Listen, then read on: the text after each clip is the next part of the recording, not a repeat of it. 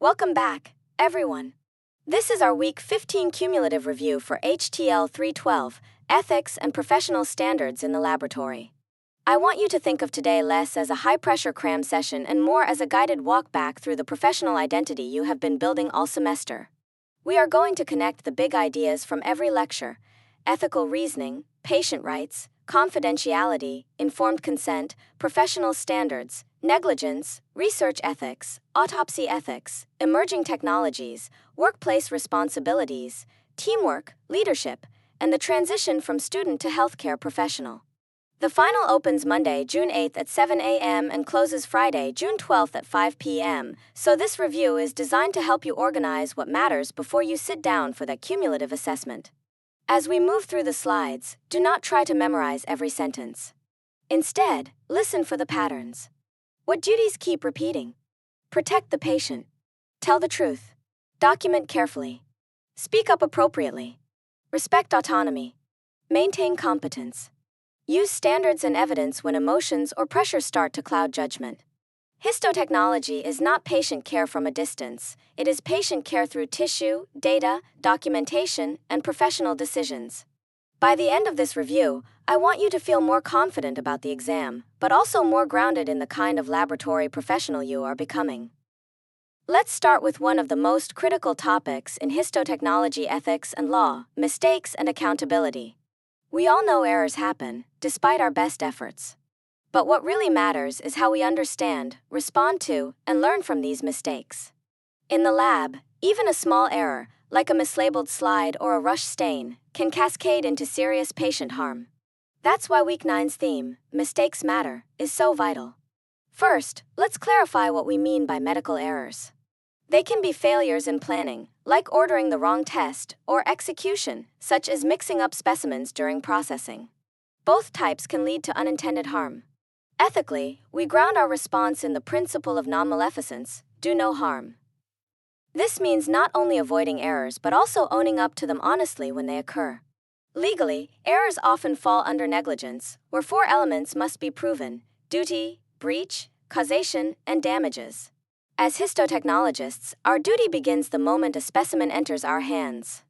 If we fail to meet the standard of care, say, by skipping verification steps, and that breach causes harm, we can be held liable. Malpractice is professional negligence judged against what a reasonably prudent tech would do. But errors rarely happen in isolation. The Swiss cheese model helps us understand how multiple small system weaknesses line up to let mistakes slip through. This model reminds us that preventing errors isn't just about individual vigilance but also about strong systems, communication, and teamwork. Ethically, when mistakes happen, transparency is key.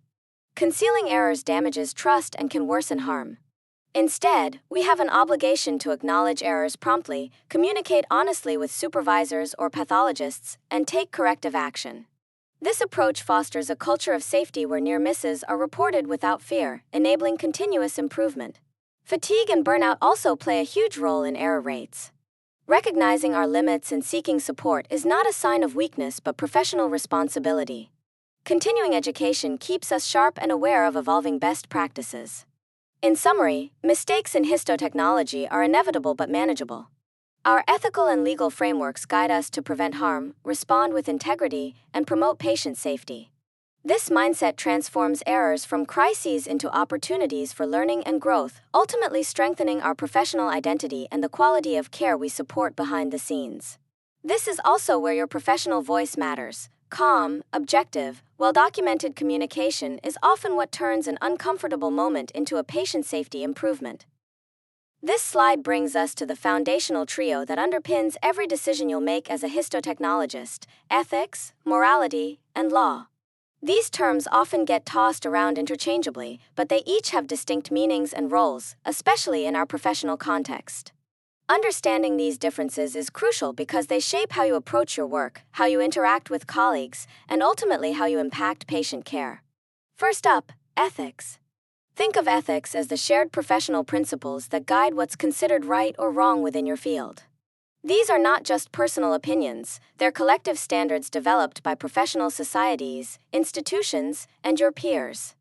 Ethics help us navigate those gray areas where the rules aren't crystal clear, like deciding whether to repeat a stain when time is tight or how to handle a coworker's mistake.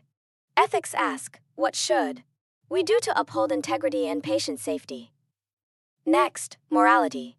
Morality is more personal and internal. It's the set of values and beliefs you've developed through your culture, upbringing, religion, and life experiences. Morality influences how you feel about certain actions, what you personally believe is right or wrong. But here's the catch: your personal morality might sometimes clash with professional ethics. For example, you might have a moral discomfort with a procedure, but professional ethics require you to perform it to ensure patient care. Recognizing this distinction helps you manage those internal conflicts professionally. Finally, law. Law is the system of enforceable rules that define the minimum standards everyone must follow. Unlike ethics, which guide what should be done, law dictates what must be done, with consequences if you don't comply. In histotechnology, laws come from statutes, regulations, and court decisions that govern patient safety, lab practices, and confidentiality. For example, mislabeling a specimen isn't just unethical, it can be legally negligent. Why does this matter? Because your professional judgment depends on balancing these three. Ethics provide the aspirational framework, morality colors your personal lens, and law sets the boundaries you cannot cross. When you understand how these interact, you're better equipped to make sound decisions, advocate for quality, and protect patients and yourself legally. So as we move forward in this course, keep this triangle in mind. It's the foundation for everything from daily lab tasks to complex dilemmas. Ethics, morality, and law aren't just abstract concepts, they're your compass for responsible, professional histotechnology. Here is the practical point about a fundamental concept that really frames how we think about ethics in the histotechnology lab: microethics versus macroethics. These terms might sound a bit academic at first, but they're incredibly practical and relevant to your day-to-day work. Microethics refers to the individual, moment-to-moment ethical decisions you make as a histotechnologist. Think about those split-second choices you face: whether to double-check a label, decide if a stain needs repeating, or speak up when you notice a potential error. These are personal ethical judgments that happen in the thick of your workflow. They're often subtle, sometimes invisible to others, but they carry huge weight because they directly impact patient diagnosis and safety. On the other hand, macroethics zooms out to the bigger picture. This is about the system-level ethics embedded in your laboratory's policies, institutional culture, resource allocation, and leadership priorities. For example, how does your lab's turnaround time policy influence the pressure you feel? What ethical values are promoted or neglected by your institution? Macroethics shapes the environment in which you make those microethical decisions.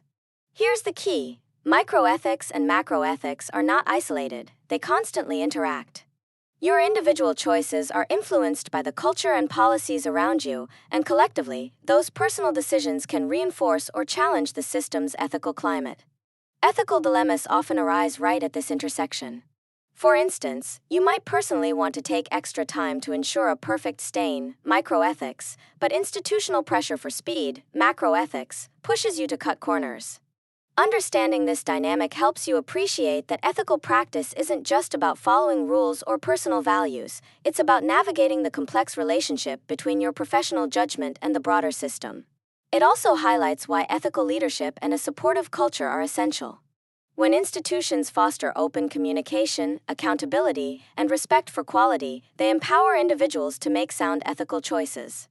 So, as future histotechnologists, keep in mind that your ethical responsibility operates on both these levels.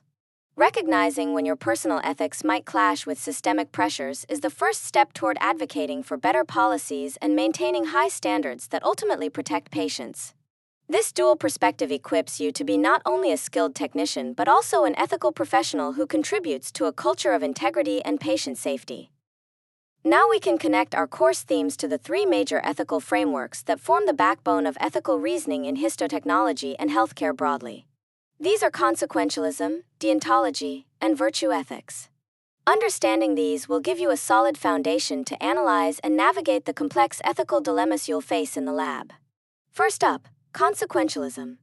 This framework is all about outcomes. The ends justify the means. When you think consequentially, you focus on the results of your actions.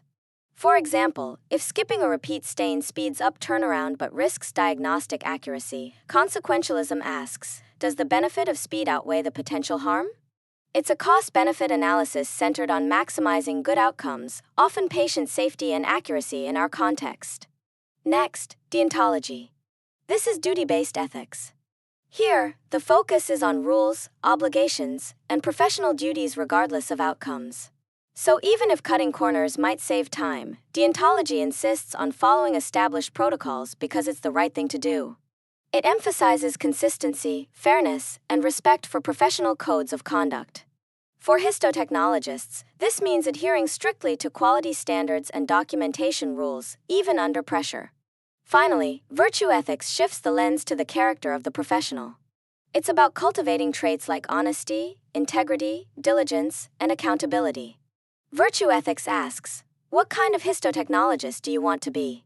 Someone who values truthfulness and patient welfare above convenience? This framework reminds us that ethical decisions are not just about rules or outcomes but about who we are as professionals. Now, here's the key takeaway. In real-world lab practice, these frameworks don't operate in isolation. Ethical decisions often require blending all three. For instance, reporting a coworker's mistake involves weighing the consequences for patient safety, consequentialism, fulfilling your duty to uphold standards, deontology, and acting with courage and integrity, virtue ethics. This triangle of ethics helps you balance competing demands and make well-rounded, justifiable decisions. So as you prepare for applied scenarios, keep this ethical triangle in mind. It's a powerful tool to analyze dilemmas from multiple angles and justify your professional judgment. Remember, ethics in histotechnology isn't about rigid rules or personal opinions. It's about thoughtful, principled reasoning that protects patients and upholds the integrity of our profession. Let's take a moment to revisit the 4 core ethical principles that form the backbone of healthcare ethics, and by extension, histotechnology ethics. These principles aren't just abstract ideas. They are practical guides that shape every decision we make in the lab, even when we don't interact directly with patients. First, autonomy is all about respecting the patient's right to make informed decisions about their own body and care. Even though histotechnologists rarely speak directly with patients, every specimen we handle represents a person's autonomous choice. For example, when a biopsy arrives, it's the physical embodiment of a patient's consent and trust. Honoring autonomy means we must treat specimens with respect, confidentiality, and use them only for their intended purposes. Next is beneficence, which means actively promoting the patient's well-being. In the lab, this translates to ensuring our work supports accurate diagnoses and effective treatments.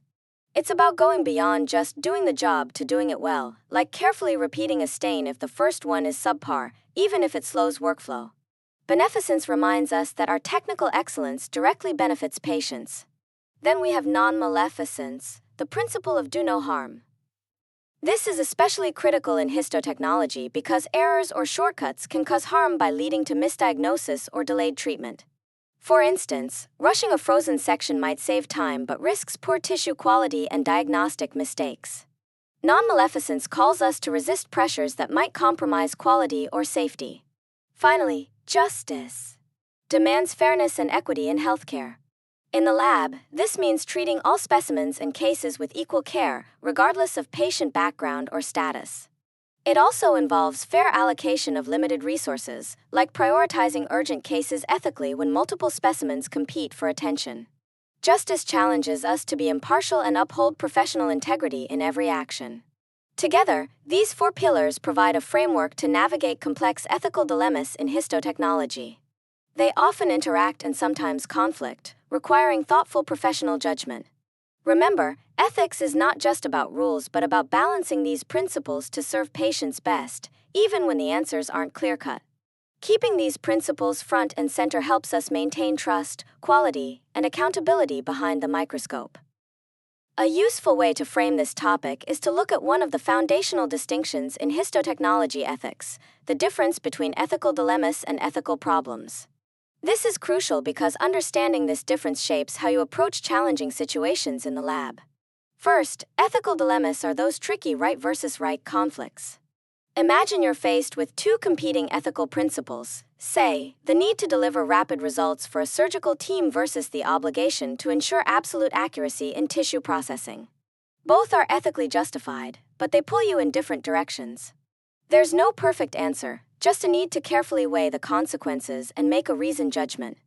These dilemmas are complex because they require balancing principles like beneficence, non-maleficence, autonomy, and justice, often under pressure and uncertainty. On the other hand, ethical problems are more straightforward. These involve clear-cut violations where the right and wrong are obvious, like falsifying results, ignoring specimen labeling protocols, or deliberately cutting corners that compromise patient safety. These are breaches of professional conduct and usually have established rules or laws against them. In these cases, the ethical path is clear: do not engage in misconduct. Why does this distinction matter? Because as histotechnologists, you'll encounter both. Ethical dilemmas demand your critical thinking, professional judgment, and sometimes consultation with colleagues or ethics committees. Ethical problems require immediate correction, adherence to standards, and often reporting to maintain integrity and patient safety. For example, rushing a frozen section to meet surgical timing might be an ethical dilemma. You want to help the patient but risk compromising accuracy. But knowingly mislabeling a slide to cover a mistake is an ethical problem, a clear violation. Recognizing the difference helps you respond appropriately. It also helps manage moral distress, which often arises in dilemmas where no perfect solution exists.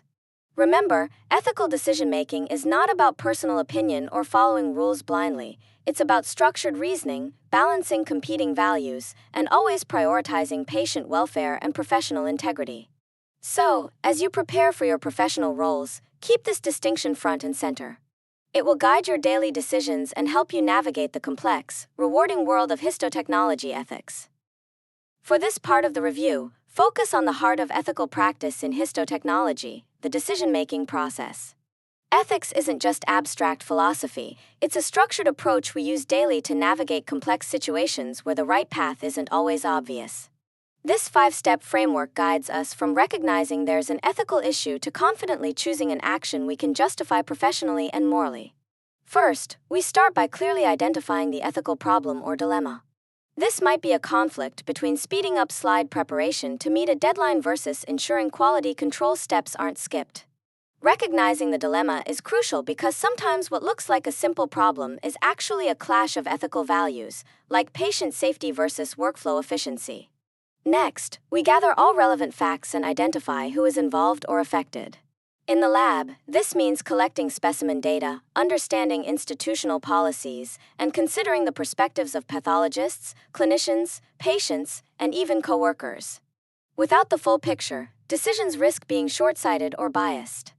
Then, we apply ethical principles and professional codes. This is where the 4 pillars, autonomy, beneficence, non-maleficence, and justice, come into play, alongside your professional codes of ethics and conduct. For example, non-maleficence reminds us to avoid harm, so rushing a stain that might compromise diagnosis conflicts with this principle. After that, we evaluate the options, weighing the consequences and ethical justifications for each. Sometimes there's no perfect choice, so we look for the most ethically defensible path. For instance, do we delay a stat case to repeat a poor quality stain, or do we report the issue and proceed with caution? Finally, we justify the chosen action transparently and thoughtfully, documenting the rationale when appropriate. This step builds trust with colleagues and patients and protects you professionally if questions arise later. In histotechnology, this process isn't theoretical, it's your daily compass. Whether deciding to report a near-miss error or balancing workload pressures, following these steps helps you act with integrity and clarity. Remember, ethical decision-making is a skill honed over time, blending knowledge, reflection, and courage. So, keep this framework handy. It's your best tool for navigating the gray areas of lab practice. A strong professional response begins with understanding these 2 pillars that guide us as histotechnologists, the code of ethics and the code of conduct. They're often mentioned together, but it's important to understand how they differ and complement each other in our daily work. First, think of the code of ethics as the why behind everything we do. It's a values-driven framework that explains the moral principles guiding our profession. These principles include honesty, respect for patients and colleagues, commitment to quality, and prioritizing patient safety above all else. Even though we rarely see patients face to face, our work directly impacts their diagnosis and treatment. The Code of Ethics reminds us to act with integrity, even when no one else is watching, because it's about who we are as professionals. It shapes our professional identity and informs our judgment in complex or ambiguous situations. Now, the Code of Conduct is the how. It's a set of explicit rules and standards that tell us what behaviors are expected and what is unacceptable. For example, it includes following standard operating procedures meticulously, maintaining confidentiality of patient information, avoiding conflicts of interest, and reporting errors or near misses promptly. The Code of Conduct provides clear boundaries and accountability. It's the practical roadmap that ensures our actions align with those ethical values. Without it, the Code of Ethics would be just lofty ideals without concrete guidance. Together, these codes form a powerful framework that promotes accountability and integrity in our profession. They're not just paperwork or bureaucratic requirements, they build trust with patients, clinicians, and our lab colleagues. When you consistently follow these codes, you're protecting patients by ensuring diagnostic accuracy and safety, and you're also building your own professional reputation and credibility. In the lab, this means when you encounter a specimen labeling error, your ethical commitment to honesty and patient safety, Code of Ethics, supports the rule that you must report it immediately, Code of Conduct. Or when you're tempted to skip a quality control step to save time, these codes remind you why that shortcut would be unacceptable. Remember, living these codes daily is what elevates you from simply doing the job to truly embodying the profession's highest standards. Keep these codes close. They're your ethical toolkit for every slide you prepare, every stain you apply, and every decision you make. They help you navigate the gray areas and maintain the trust that others place in you as a histotechnologist. The bigger lesson here is found in some of the most common ethical challenges you'll encounter in histotechnology labs. These aren't just theoretical concerns, they're practical, everyday issues that require your vigilance and sound judgment. Understanding these challenges helps you protect patient safety, maintain professional integrity, and uphold the trust placed in our profession. First, data integrity and accurate documentation are absolutely foundational. Every step you take, from labeling a specimen to recording staining times or noting deviations, is part of a chain that supports accurate diagnosis. Imagine if a label is swapped or a stain time is recorded incorrectly. That small error can cascade into a misdiagnosis or delayed treatment. It's not just about following protocol, it's about honoring your ethical duty to ensure that every piece of information is truthful and complete. In histotechnology, your documentation is a permanent record that others, pathologists, clinicians, rely on to make critical decisions. So, accuracy here is non-negotiable. Next, confidentiality and patient privacy are paramount, even though you might not interact directly with patients. The data you handle, names, medical record numbers, diagnostic information, images, are all protected health information, PHI. It's essential to respect the privacy of this information at every turn. This means no unauthorized access, no casual sharing, and absolutely no posting on social media, even if you think identifiers are removed. Remember, curiosity is never a valid reason to look up patient information. Breaching confidentiality can not only harm patients but also damage the reputation of your lab and your career. Then, consider the pressure to cut corners. In busy labs, the push to meet turnaround times or reduce costs can tempt shortcuts, skipping quality control steps, rushing stains, or ignoring minor protocol deviations. These shortcuts might seem harmless in the moment but can jeopardize diagnostic accuracy and patient safety. Balancing efficiency with quality is a constant ethical tightrope. Your commitment to beneficence, doing good, and non-maleficence, avoiding harm, means you must resist shortcuts that compromise quality, even under pressure. Finally, emerging technologies like automation, AI, and digital pathology add new layers of ethical complexity. These tools can enhance efficiency and accuracy but also carry risks: over-reliance on automated systems without human verification, concerns about data security, and potential loss of critical human judgment. As histotechnologists, you remain the ultimate gatekeepers. You must ensure technology supports your work rather than replaces your ethical responsibility. Vigilance, ongoing training, and critical thinking are essential to navigate these evolving challenges. In summary, these ethical challenges are intertwined with your daily tasks. They require a strong ethical foundation, clear communication with your team, and the courage to speak up if something doesn't feel right. Your role is crucial in safeguarding patient outcomes and maintaining the integrity of histotechnology as a profession. Keep these challenges in mind as you develop your skills and professional judgment throughout this course and your career. This part of the review asks you to think carefully about what it really means to build and sustain an ethical culture in the histotechnology lab. This isn't just about individual choices, though those matter a lot. It's about creating an environment where ethical behavior is the norm, supported and reinforced by everyone, from leadership to every team member. First, leadership commitment is absolutely foundational. Leaders in the lab set the tone for what's acceptable and expected. When lab managers and supervisors demonstrate transparency, meaning they openly share information about challenges, errors, or policy changes, and hold themselves accountable, it builds trust. This trust is essential because it empowers all staff to act ethically without fear of punishment or reprisal. Imagine a lab where a supervisor brushes off mistakes or hides problems. That kind of environment stifles honesty and encourages shortcuts. In contrast, transparent leaders model integrity and create psychological safety, where people feel comfortable raising concerns. Next, open communication and ethical dialogue are the lifeblood of this culture. In a histology lab, where the work is highly technical and often behind the scenes, it can be easy for communication to become siloed or hierarchical. But ethical dialogue means breaking down those barriers. It means encouraging everyone, from trainees to seasoned technologists, to speak up about ethical dilemmas, questionable practices, or uncertainties. For example, if someone notices a potential labeling error or suspects a stain might be compromised, they should feel safe to voice that concern immediately. This open exchange not only prevents errors but also fosters mutual respect and learning.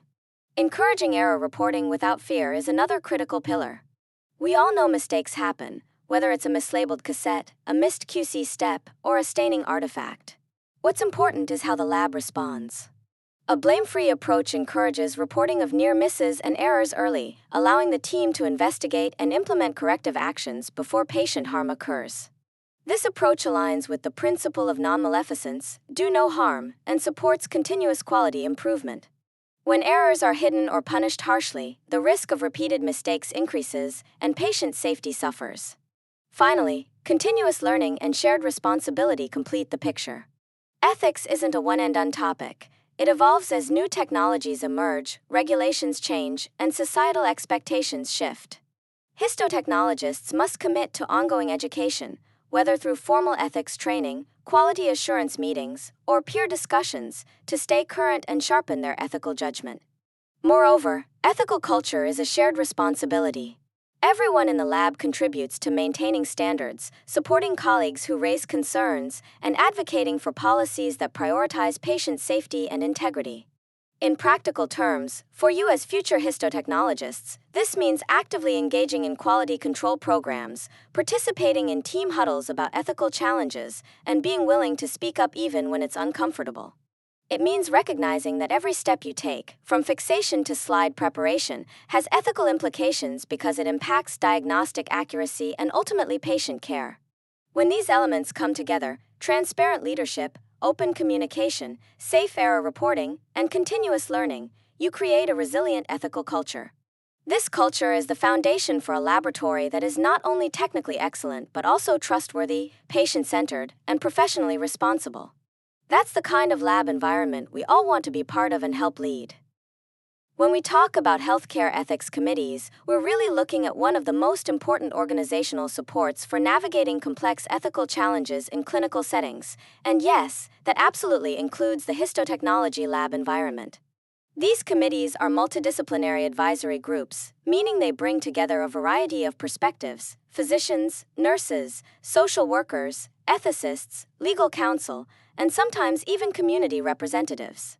This diversity is key because ethical dilemmas are rarely straightforward. They involve medical facts, patient values, legal considerations, and institutional policies all at once. In histotechnology, you might wonder when ethics committees get involved since much of your work happens behind the scenes. But think about it. Lab results often directly influence critical clinical decisions. For example, if a biopsy result is ambiguous or delayed, it can affect treatment plans, including decisions about continuing or withdrawing life-sustaining therapies. If a patient or family refuses treatment based on lab findings, or if there's suspicion of error or misconduct in specimen handling or reporting, these situations can trigger ethics consultations.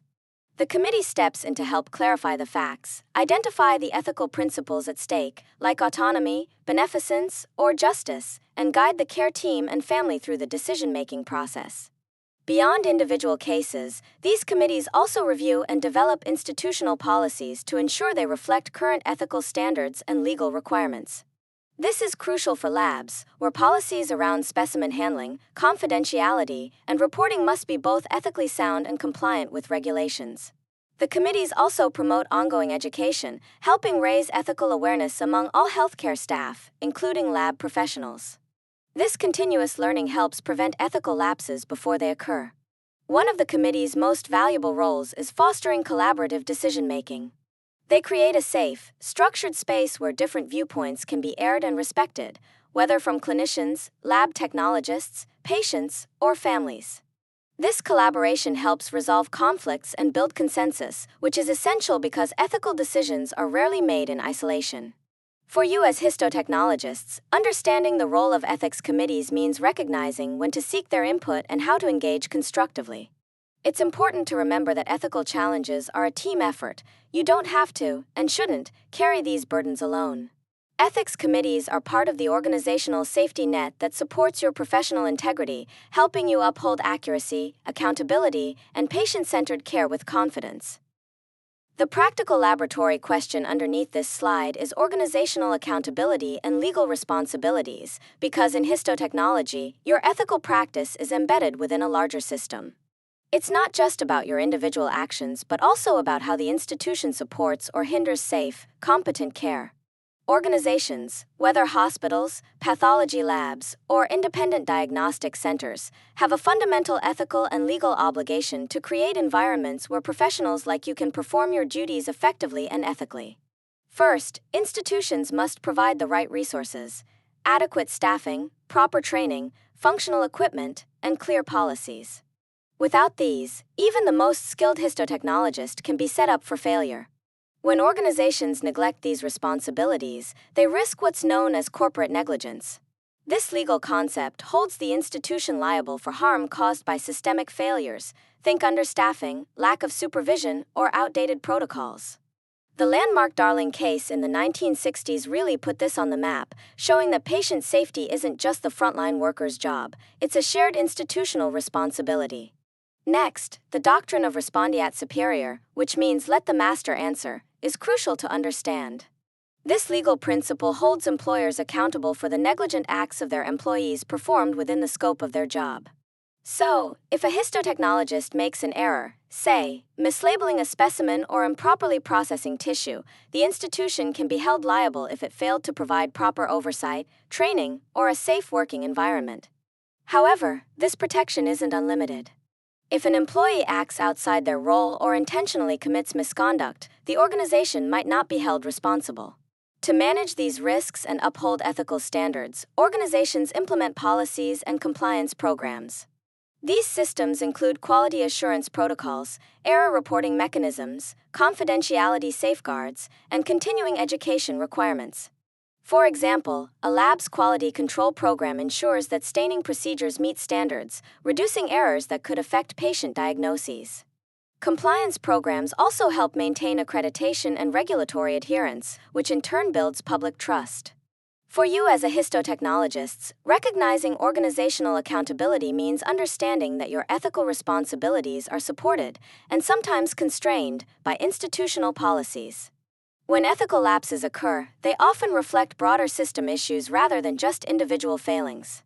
This perspective encourages you to advocate for a strong ethical culture, one that promotes transparency, encourages reporting of errors without fear, and supports continuous improvement. Ultimately, a healthy organizational culture benefits everyone. Patients receive safer care, professionals maintain integrity, and institutions fulfill their legal and ethical duties. Alright, let's unpack the relationship between ethics and law in the histotechnology lab. At first glance, they might seem like overlapping ideas, but they actually play very different, yet complementary, roles in how we conduct ourselves professionally.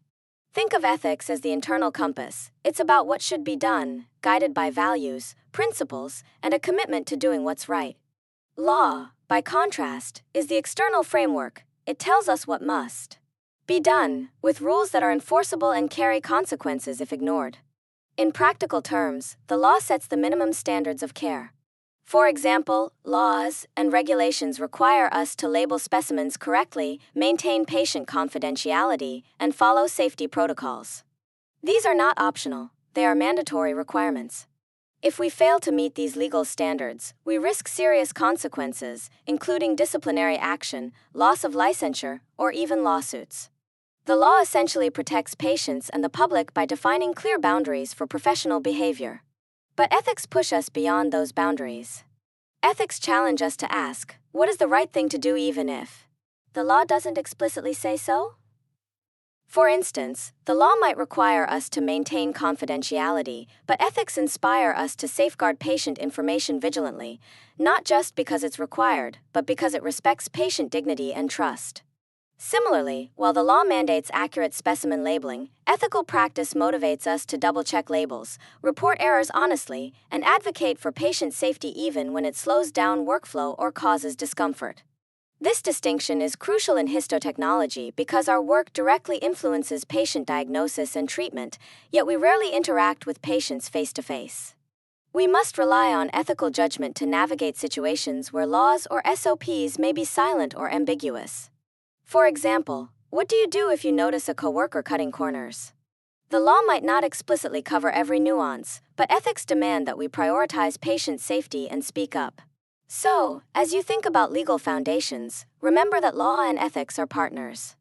The law provides the floor, the baseline minimum we must meet, while ethics provide the ceiling, inspiring us to pursue excellence and uphold the highest standards. Together, they create a professional culture that protects patients, supports trust, and fosters integrity in every step of histotechnology practice. This balanced understanding will help you not only comply with regulations but also embody the professionalism that defines our role in healthcare.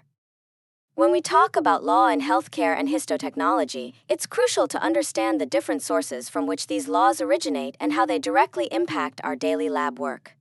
These sources form the legal framework that guides everything we do, from specimen handling to documentation and quality control. There are three primary sources of law that govern healthcare laboratories: statutory law, administrative law, and common law. Let's start with statutory law. This is the body of law created by legislative bodies. Think Congress at the federal level and state legislatures at the local level. Statutory laws are formal, written laws that set broad mandates and requirements. For example, statutes may require licensure for laboratory professionals, mandate reporting of certain infectious diseases, or establish patient privacy protections. These laws are the foundation. They tell us what must be done in a general sense and create the legal obligations for labs and professionals. For instance, state laws may define who is qualified to perform histotechnology procedures or require that labs meet certain safety standards. Next up is administrative law. This comes from regulatory agencies that have been given authority by legislatures to create detailed rules and enforce compliance. Agencies like CLIA, the Clinical Laboratory Improvement Amendments, and OSHA, the Occupational Safety and Health Administration, fall into this category. These agencies issue regulations that are much more specific and practical than statutes. They cover everything from quality control protocols to workplace safety measures. For example, CLIA regulations set standards for laboratory testing, personnel qualifications, and proficiency testing. OSHA regulations ensure safe working conditions, including handling of hazardous chemicals and biological materials. These rules are legally binding, and failure to comply can result in penalties, fines, or loss of accreditation. So, administrative law is where the rubber meets the road in day-to-day lab operations. Finally, we have common law, which is law developed through court decisions and legal precedents. When disputes arise, say, a negligence claim after a lab error, courts interpret existing laws and apply them to specific cases. Their rulings then become precedents that influence how similar cases are handled in the future. common law fills in gaps that statutes and regulations may not explicitly address. For example, if a histotechnologist is sued for mislabeling a specimen that led to patient harm, the court's decision will help define what constitutes negligence and the standard of care expected. This evolving body of law shapes how legal responsibility is understood and enforced. For us as histotechnologists, all three sources matter. Statutory laws set the broad legal requirements we must meet, administrative laws provide the detailed rules we follow every day, and common law influences how liability and negligence are interpreted in practice. Understanding these sources helps us appreciate the legal landscape in which we operate, reminding us that every step, from specimen accessioning and labeling to processing and documentation, is embedded in a legal framework designed to protect patients and ensure quality. This knowledge empowers us to maintain compliance, uphold professional standards, and avoid legal pitfalls that could jeopardize patient safety and our careers. To make this useful, let's connect the concept to negligence, a concept that's absolutely crucial for histotechnologists to understand, not just in theory, but in how it applies to our daily lab work. Negligence is the legal basis for many lawsuits in healthcare, especially when errors in specimen handling or processing lead to patient harm. But it's important to remember that negligence is not just any mistake or slip-up. Legally, negligence has 4 specific elements, and all must be present for liability to be established. First up is duty. This means you have a legal obligation to perform your job according to accepted professional standards. In the histology lab, duty begins the moment a specimen is assigned to you. Whether you're accessioning, labeling, processing, embedding, or staining, you have a responsibility to follow protocols and ensure accuracy. This duty is not optional, it's a legal expectation grounded in your role as a trained professional entrusted with patient specimens. Next is breach, which happens when you fail to meet the standard of care. The standard of care is essentially what a reasonably prudent histotechnologist would do in the same situation. For example, if you skip a fixation step, mislabel a slide, or neglect to document properly, you've breached your duty. It's not just about making a mistake, it's about falling below the accepted level of competence and care expected in the profession. The third element is injury. This means there must be actual harm or damage suffered by the patient. Injury can take many forms: physical harm, emotional distress, financial loss, or even reputational damage. In histotechnology, a classic injury example is when a mislabeled biopsy leads to a wrong diagnosis, causing the patient to receive inappropriate treatment. The injury must be real and demonstrable, not hypothetical. Finally, causation ties it all together. There must be a direct link between the breach of duty and the injury. In other words, the harm suffered would not have happened but for the breach. This is often the trickiest element to prove because it requires showing that the error you made directly caused the patient's injury, not some unrelated factor. Why does this matter to you as a histotechnologist? Because every step you take in the lab, from specimen receipt to final slide preparation, is embedded in this legal framework. Even small errors can escalate into serious legal consequences if they meet these 4 elements. Understanding negligence helps us appreciate why following SOPs, double-checking labels, documenting thoroughly, and preventing errors are not just best practices, they're legal responsibilities that protect patients and your professional career. So, mastering these elements isn't just academic, it's essential for safe, ethical, and legally sound histotechnology practice. Let's take a deeper look at the standard of care. This concept is absolutely foundational in histotechnology, both legally and ethically. Think of the standard of care as the professional benchmark, the baseline expectation for how a competent histotechnologist should perform under typical conditions. It's not just a vague idea of doing your best, but a concrete, measurable level of practice that's grounded in what a reasonably prudent professional would do in the same situation. So, where does this standard come from? It's not just your gut feeling or personal preference. Instead, it's anchored in several key sources: your institution's standard operating procedures, SOPs, regulatory requirements from agencies like CLIA and CAP, and the widely accepted best practices developed by professional organizations and experts in the field. For example, things like how long you fix tissue specimens, the embedding and sectioning techniques, staining protocols, and quality control steps are all spelled out in these documents and guidelines. Following them isn't optional, it's mandatory. One critical point to emphasize is that the standard of care is non-negotiable. No matter how busy the lab gets, how short-staffed you might be, or how much pressure there is to speed up turnaround times, cutting corners is not acceptable. Skipping a fixation step, rushing through labeling, or neglecting quality control can lead to errors that compromise patient safety.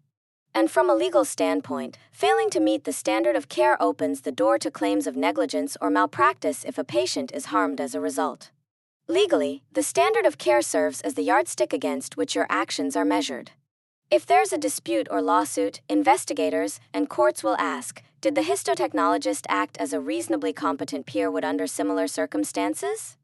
If the answer is no, and harm occurred, that's a breach of the standard of care, and that's the basis for negligence. But beyond legal liability, the standard of care is a powerful ethical guide. It reminds us that patient safety and diagnostic accuracy must always come first. Upholding this standard protects not only patients but also your professional integrity and the reputation of the entire lab. In practical terms, every task you do, whether it's verifying patient ID, labeling slides, controlling stain quality, or documenting procedures, is held to this benchmark. Consistency in meeting the standard of care is what makes histotechnology safe, ethical, and legally sound. So as you go through your daily work, keep this in mind. Excellence isn't just a goal, it's a requirement that safeguards patients and your career. The professional judgment piece here involves the concept of foreseeability, which is fundamental in both legal and ethical frameworks for histotechnology practice. Foreseeability is essentially about anticipation. It's the expectation that as professionals, we should be able to predict certain risks and take proactive steps to prevent harm before it occurs. This is not just a theoretical idea, it's a practical standard that influences how we work every day in the lab. Think about specimen labeling, for example. Mislabeling is one of the most common and foreseeable errors in histology labs. Because it's a well-known risk, the law expects us to implement safeguards like double-checking patient identifiers, using barcode systems, and confirming labels at multiple stages. If a mislabeled specimen leads to a wrong diagnosis or treatment, the courts will likely find that the error was foreseeable and preventable, increasing legal liability for the lab and the individual. Foreseeability also applies to fixation and documentation. Skipping or shortening fixation times can degrade tissue quality, which is a predictable risk to specimen integrity. Similarly, incomplete or inaccurate documentation, whether it's about processing steps, reagent lot numbers, or QC results, can lead to errors that affect patient care. Because these risks are foreseeable, failing to address them can be seen as negligence. From an ethical perspective, foreseeability encourages us to shift from a reactive mindset, fixing errors after they happen, to a proactive culture of prevention. This means being vigilant about potential weak points in workflows, speaking up when you notice unsafe conditions, and continuously improving protocols to close gaps before harm occurs. It also means recognizing human factors like fatigue or distractions that increase error risk and finding ways to mitigate them, such as taking breaks or using checklists. In daily histotechnology practice, embracing foreseeability translates into habits like carefully verifying specimen identity, strictly following SOPs, and documenting thoroughly and accurately. It also means understanding that every step we take, from accessioning to staining, is embedded with legal responsibility. If harm results from a risk that should have been anticipated, liability is heightened. Ultimately, foreseeability is about professional accountability. It protects patients by reducing preventable errors, shields labs and professionals from legal consequences, and strengthens the trustworthiness of our work. When we anticipate risks and act accordingly, we uphold the highest standards of patient care and professional integrity. When we talk about torts in healthcare, we're referring to civil wrongs, actions or failures to act that cause harm to someone else, in this case, often the patient. It's essential for us as histotechnologists to grasp the difference between intentional and unintentional torts because this distinction shapes how we think about responsibility, legal consequences, and ethical behavior in the lab. Let's start with intentional torts. These are deliberate acts where someone intends to cause harm or offense. Think of assault or battery, actions where harm is knowingly inflicted. In the histotechnology lab, intentional torts are thankfully rare, but they're not impossible. For example, if a lab worker were to intentionally alter a specimen, falsify results, or tamper with patient information, that would be an intentional tort. Because these acts are willful, the legal system treats them very seriously, often with harsher penalties. From an ethical standpoint, intentional torts violate fundamental principles of trust, honesty, and respect for patients. On the other hand, unintentional torts are by far the most common legal issues we face in the lab. These involve negligence or malpractice, where harm results from a failure to meet the accepted standard of care, but without intent to cause harm. For instance, if a histotechnologist accidentally mislabels a slide, skips a critical fixation step, or fails to document properly, and that mistake leads to a misdiagnosis or delayed treatment, that's an unintentional tort. The focus here is on whether the professional acted as a reasonably prudent person would under similar circumstances, not on whether they meant to cause harm. Why does this matter for us? Because understanding these distinctions helps us approach errors and legal risks with the right mindset. Most legal cases involving labs revolve around unintentional negligence, not deliberate wrongdoing. This means our best defense is strict adherence to protocols, thorough documentation, and a culture that encourages transparency and learning from mistakes rather than fear and blame. In practical terms, this means every step we take, from specimen accessioning to staining and slide preparation, is embedded with legal responsibility. If we understand that negligence arises from lapses in duty, breaches in standard care, or failure to foresee and prevent harm, we can better appreciate why vigilance and ethical conduct are not just professional ideals but legal imperatives. To wrap up, while intentional torts are about deliberate harm and are relatively rare in histotechnology, unintentional torts like negligence are everyday risks that require our constant attention. By recognizing this, we can better protect our patients, ourselves, and our profession through careful practice, ethical awareness, and proactive communication. That's the foundation of legal and ethical accountability in our lab work. Alright, let's take a closer look at medical errors, a topic that hits close to home for all of us in histotechnology. While it's not the most comfortable subject, understanding errors is absolutely essential because what happens in our lab doesn't just stay in the lab, it directly affects patient care and outcomes. So, let's break down the types of errors we deal with and why they matter so much. First, think about errors as either planning failures or execution failures. Planning failures are like having a flawed blueprint. Maybe the workflow design is inadequate or the protocols are outdated or unclear. For example, if a lab specimen handling procedure doesn't include a robust verification step, that's a planning failure waiting to happen. Execution failures, on the other hand, occur when the plan itself is solid, but someone makes a mistake carrying it out. This could be mislabeling a slide, staining the wrong tissue section, or mixing up reagents. In histotechnology, these execution errors are often where we see the most immediate impact because they directly affect the diagnostic accuracy.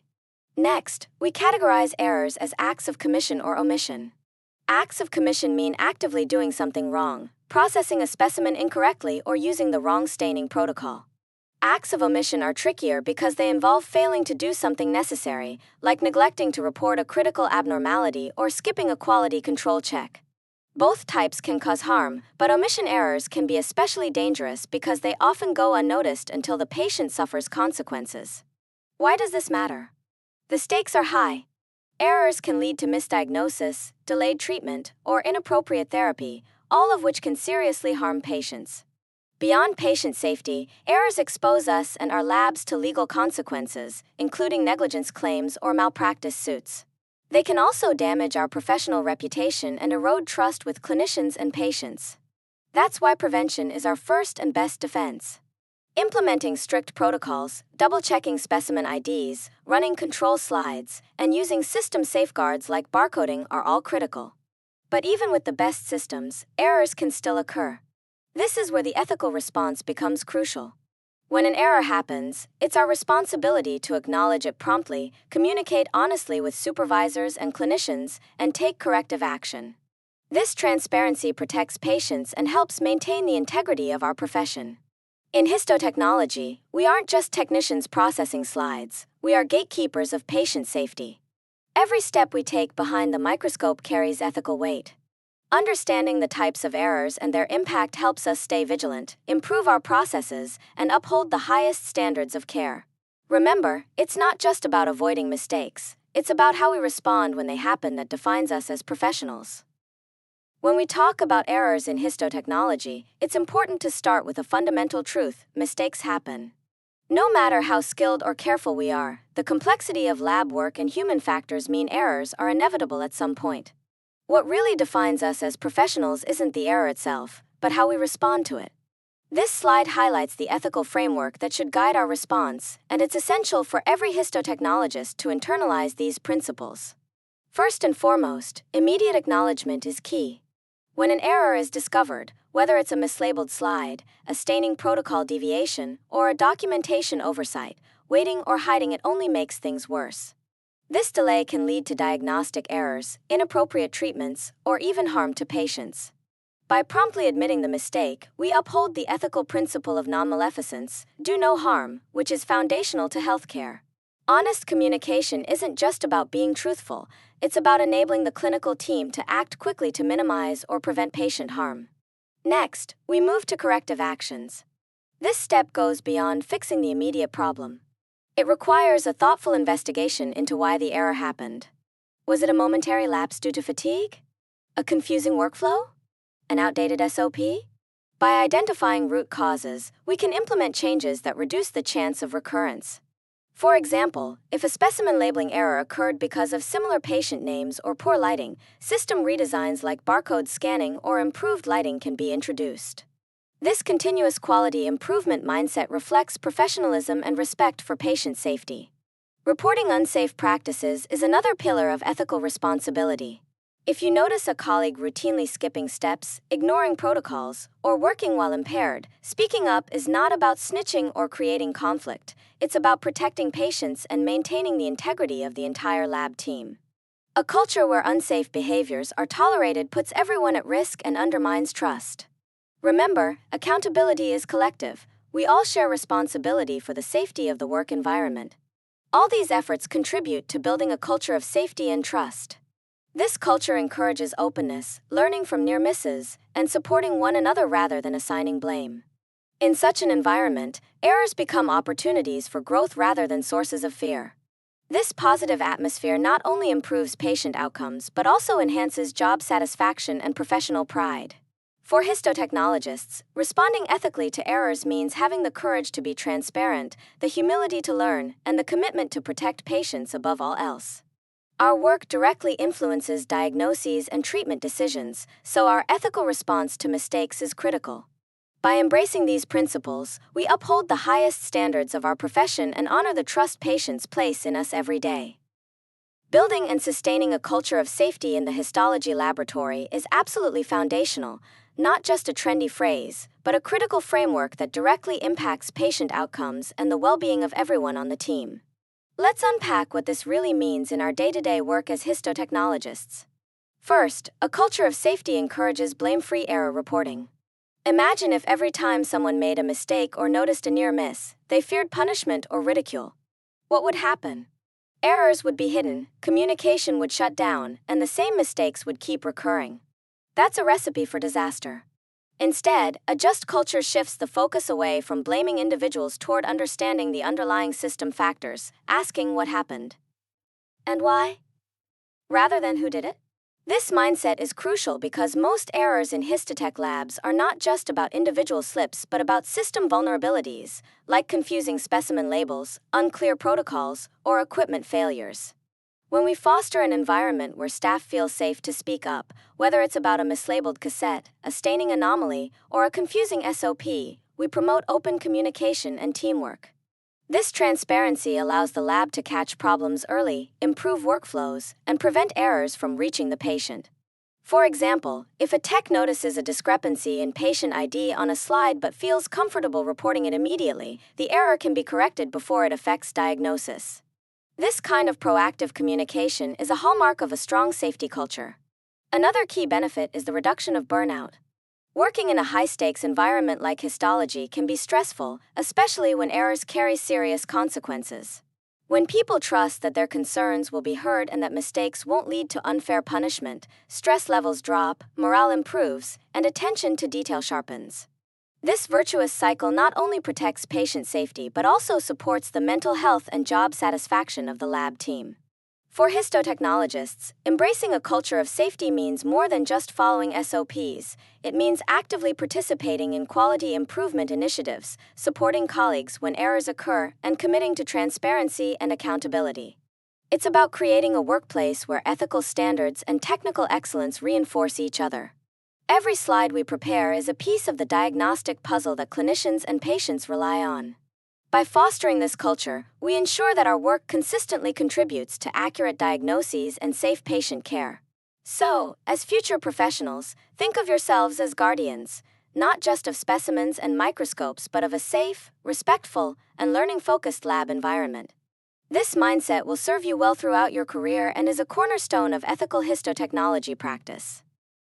Let's spend a few minutes unpacking patient consent, the ethical cornerstone of healthcare and absolutely essential in histotechnology, even if we don't interact with patients directly. Consent is not just a signature on a piece of paper, it's a dynamic, voluntary, and informed process that honors the patient's right to control what happens to their body. This respect for autonomy and dignity is foundational to ethical practice. Now, the process of valid consent rests on 4 key pillars. First is disclosure. The healthcare provider must share all relevant information with the patient. This includes the nature of the procedure, risks, benefits, alternatives, and importantly, the option to refuse. Without full disclosure, the patient can't make an informed choice. Next is comprehension. The patient must truly understand what's been disclosed. It's not enough to just hear the words. Comprehension means grasping the implications, the potential outcomes, and the choices available.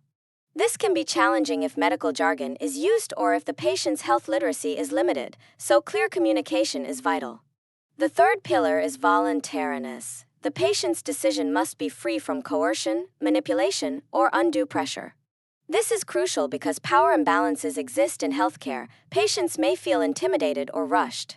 Ensuring voluntariness means creating a safe space where patients feel empowered to say yes or no without fear of judgment or repercussions. Finally, capacity. The patient must have the clinical ability to make the decision at that moment. Capacity is decision-specific and can fluctuate with illness, medication, or stress. Assessing capacity is a clinical judgment, and if a patient lacks it, a surrogate decision-maker may be involved. So why does this matter to us as histotechnologists? Every specimen we receive and process is a physical manifestation of that consent. It represents a patient's autonomous decision to undergo a procedure, trusting the healthcare system to handle their tissue with respect and accuracy. Our role is to uphold that trust by maintaining specimen integrity, confidentiality, and meticulous documentation. Errors, mislabeling, or unauthorized use of specimens can violate patient rights and undermine ethical standards. Also, remember that consent isn't a one-time checkbox. It's an ongoing conversation, especially in complex or evolving clinical situations. Patients may change their minds, new information may emerge, or their capacity may fluctuate.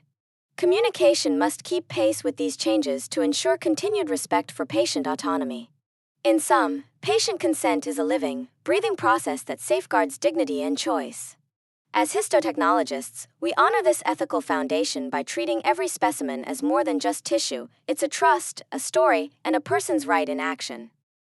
All right, let's dig a little deeper into the 3 main types of consent you'll encounter in healthcare, especially as it relates to histotechnology.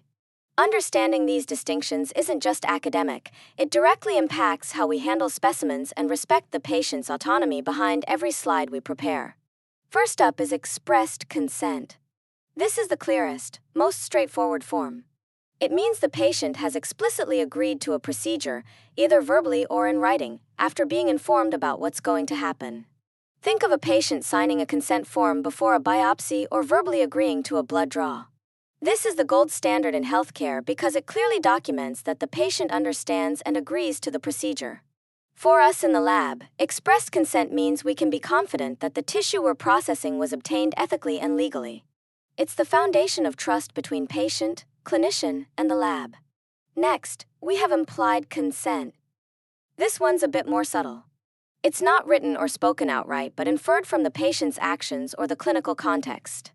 For example, when a patient rolls up their sleeve for a blood draw, that action implies consent. Or when a patient arrives for a biopsy, their presence and cooperation suggest agreement to the procedure. Implied consent also plays a critical role in emergency situations where the patient can't communicate but the need for treatment is urgent. From a histotechnology perspective, implied consent reminds us to be aware of the clinical context. If a specimen arrives without clear documentation, we need to consider whether consent was appropriately obtained or if further clarification is needed. Finally, there's the emergency exception. This is a legal and ethical safeguard allowing healthcare providers to proceed with life-saving treatment without explicit consent when the patient is incapacitated and no prior refusal is known. For example, an unconscious trauma patient needing immediate surgery or tissue biopsy to guide treatment. This exception balances the ethical principle of beneficence, acting in the patient's best interest, with respect for autonomy, recognizing that waiting for consent could cause harm. In histotechnology, this means we may process specimens obtained under emergency conditions, but we must maintain rigorous documentation and confidentiality, knowing the consent process was necessarily abbreviated. Each type of consent carries its own ethical and legal implications. Expressed consent offers the clearest protection of patient rights but isn't always feasible. Implied and emergency consents require careful judgment to avoid overstepping boundaries or violating autonomy. For you as histotechnologists, this means always being mindful that every specimen represents a patient's body and trust. Handling specimens with integrity, maintaining confidentiality, and ensuring accurate documentation are your ways of honoring the consent process, even when you're not the ones obtaining it directly. So, when you see a specimen come through the lab, remember, it's not just tissue. It's a piece of a person's story, their health journey, and their autonomous decision. Your ethical responsibility is to respect that story through every step of processing and analysis. This understanding will help you navigate complex situations and reinforce why consent isn't just paperwork, it's the cornerstone of ethical histotechnology practice.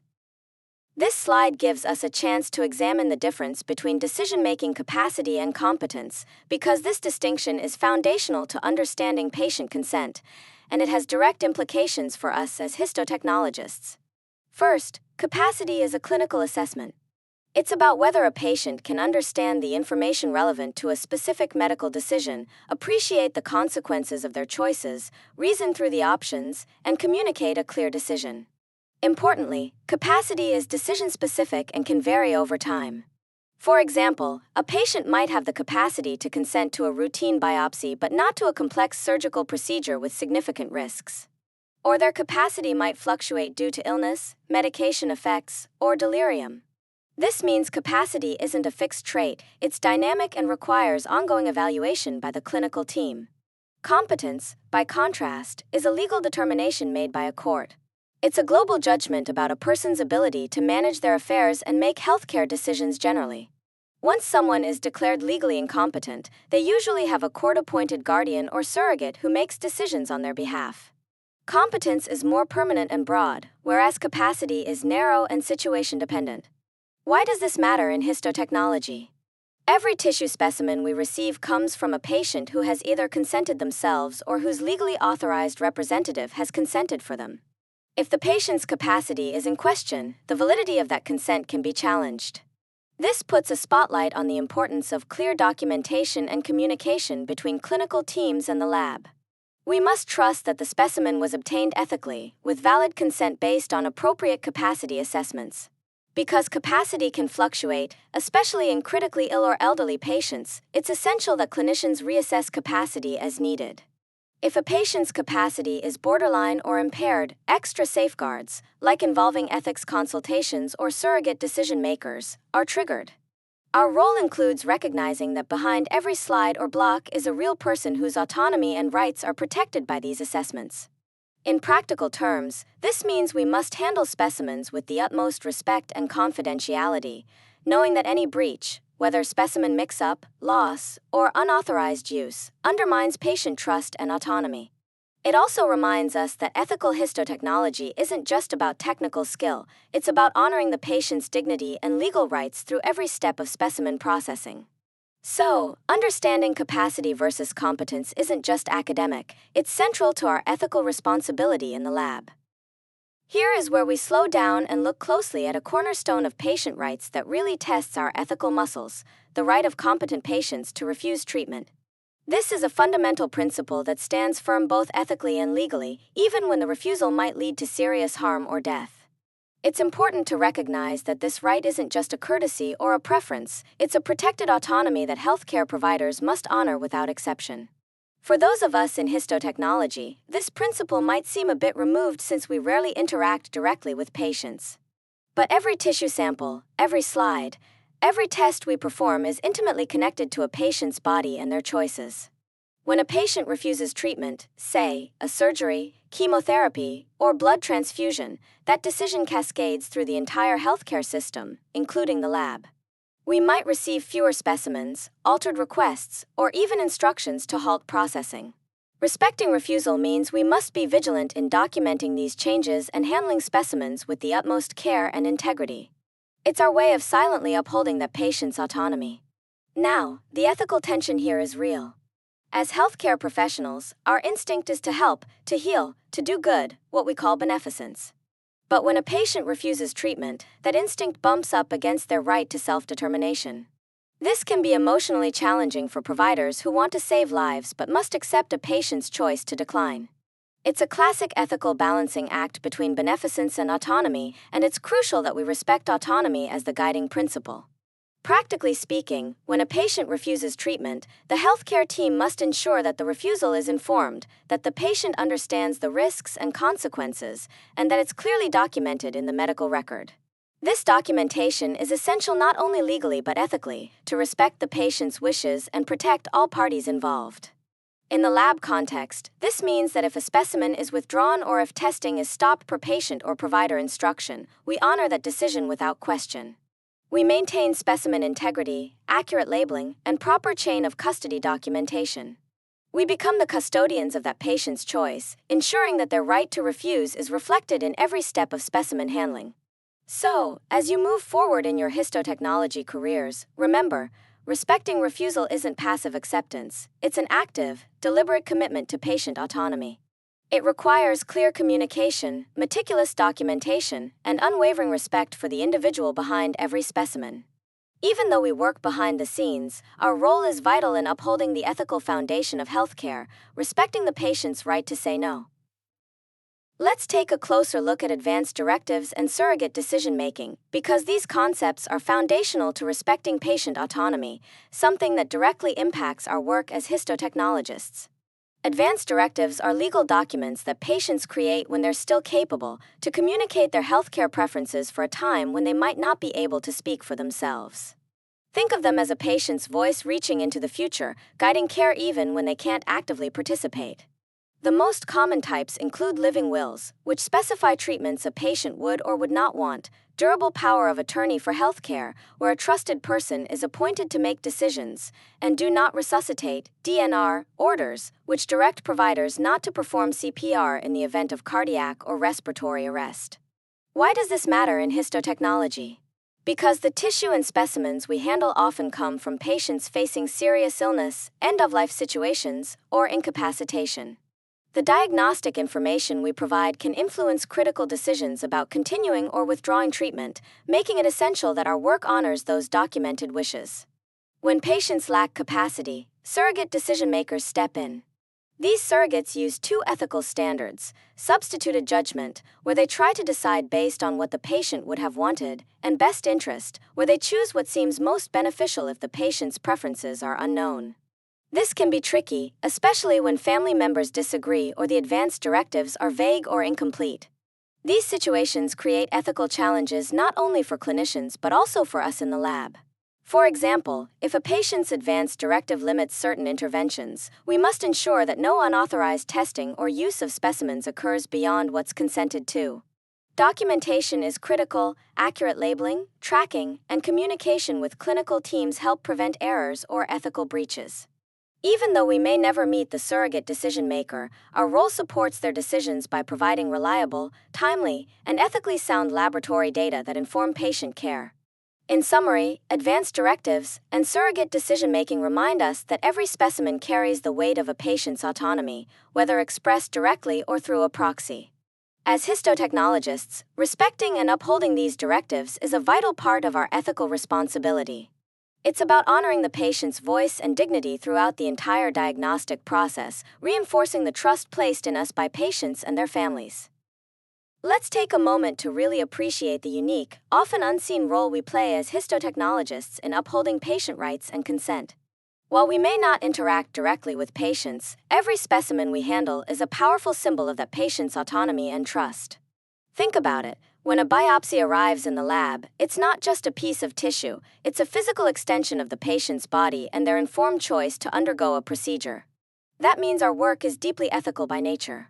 First and foremost, we must use specimens strictly according to the consent given. This is non-negotiable. If a patient consents to diagnostic testing, that specimen cannot be diverted for research or other purposes without explicit, separate consent. Unauthorized use breaches patient trust and can have serious legal and ethical consequences. This respect for consent is foundational. It honors the patient's control over their own body, a core principle of medical ethics called autonomy. Accurate labeling and meticulous documentation are our frontline tools to safeguard this trust. Mislabeling or lost specimens don't just disrupt workflow, they can lead to misdiagnosis, inappropriate treatment, or even harm. Imagine a mislabeled slide leading to a wrong cancer diagnosis or a misdiagnosis that delays critical care. That's why every step from accessioning to slide preparation must be done with precision and care. Our attention to detail ensures the clinical team receives reliable, timely data they can trust when making life-altering decisions. In fact, the data we generate often informs decisions about treatment refusal, advanced directives, or end-of-life care. For example, a biopsy confirming terminal metastatic disease may influence a patient's choice to pursue palliative care rather than aggressive treatment. Our role is to provide that data honestly and accurately, supporting shared decision-making between patients and clinicians. Though we work behind the scenes, we are stewards of patient autonomy and guardians of specimen integrity. We partner silently in the ethical delivery of healthcare. This slide is a reminder that ethical practice in histotechnology is not abstract theory, it's embedded in every action we take. By embracing this responsibility, we uphold the dignity of the patient and maintain the professional standards that define our essential role in healthcare. Let's take a deeper dive into confidentiality and patient privacy, two concepts that are absolutely foundational to ethical histotechnology practice.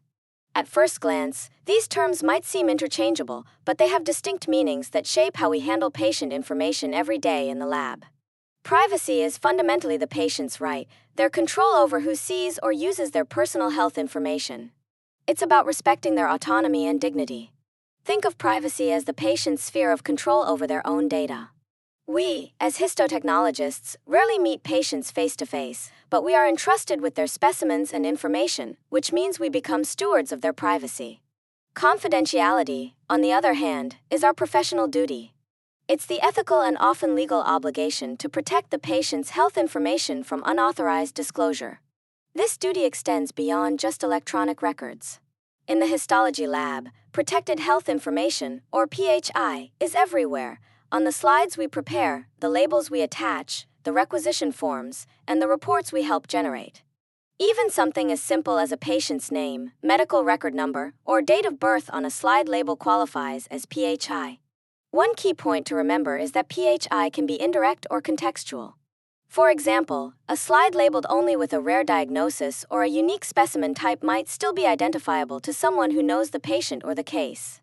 So, protecting PHI means being vigilant about all identifiers, not just obvious ones. Why is this so important? Breaches of confidentiality can have serious consequences. Legally, they can lead to penalties under HIPAA and other regulations. Professionally, they damage our credibility and can result in disciplinary action or loss of certification. Most importantly, breaches erode patient trust, not just in us, but in the entire healthcare system. Patients expect that their sensitive information will be handled with care and discretion. Practically speaking, what does this mean in the lab? It means always following protocols for labeling and storage, never leaving slides or reports unattended, securing physical and digital access, and logging out of computer systems. It also means avoiding casual conversations about cases in public or social settings, and never accessing patient information out of curiosity. The minimum necessary rule is a good mental filter. only view or share the minimum PHI needed to do your job. Remember, the lab environment is often shared and busy, so lapses can happen quickly if we're not careful. Confidentiality is not just a policy on paper, it's a daily practice, a mindset that protects patient rights and upholds the integrity of our profession. By safeguarding privacy and confidentiality, we honor our ethical commitment to respect, professionalism, and ultimately, quality patient care. Now we can take a more practical look at the minimum necessary rule and how it applies directly to your daily work as histotechnology professionals. This rule is foundational to protecting patient privacy and is actually a legal requirement under HIPAA. What it means in practice is that you should only access the smallest amount of protected health information, or PHI, that you absolutely need to do your job. For example, if you're processing a tissue specimen, you might need to see the patient's name and medical record number to ensure correct labeling, but you don't need to browse through their entire medical history or unrelated lab results. Accessing data out of curiosity, even if you recognize a name or are just interested, is not just unprofessional, it's a breach of patient confidentiality and can have serious consequences. Now, why is this so critical in the histology lab? Because we handle specimens and data that are directly linked to patient diagnoses and treatment decisions. A slip-up in privacy can lead to loss of patient trust, institutional penalties, and even legal action. So, always ask yourself, is this information necessary for the task at hand? If the answer is no, don't access it. Moving on to data security best practices, these are simple but powerful habits that protect patient information from unauthorized access. Always secure your workstation by logging out when you step away, even if it's just for a few minutes. Never share your passwords or use generic logins.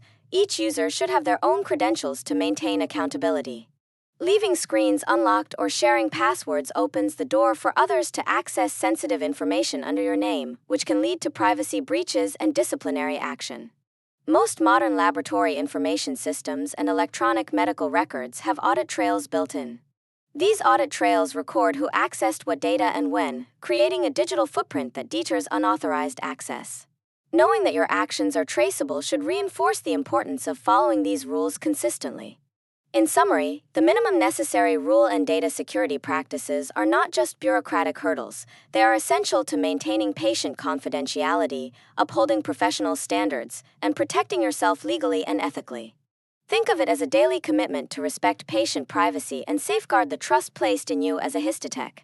Small actions like logging out, limiting data access, and avoiding curiosity-driven viewing might seem minor, but they have a huge impact on the integrity of the lab and the quality of patient care.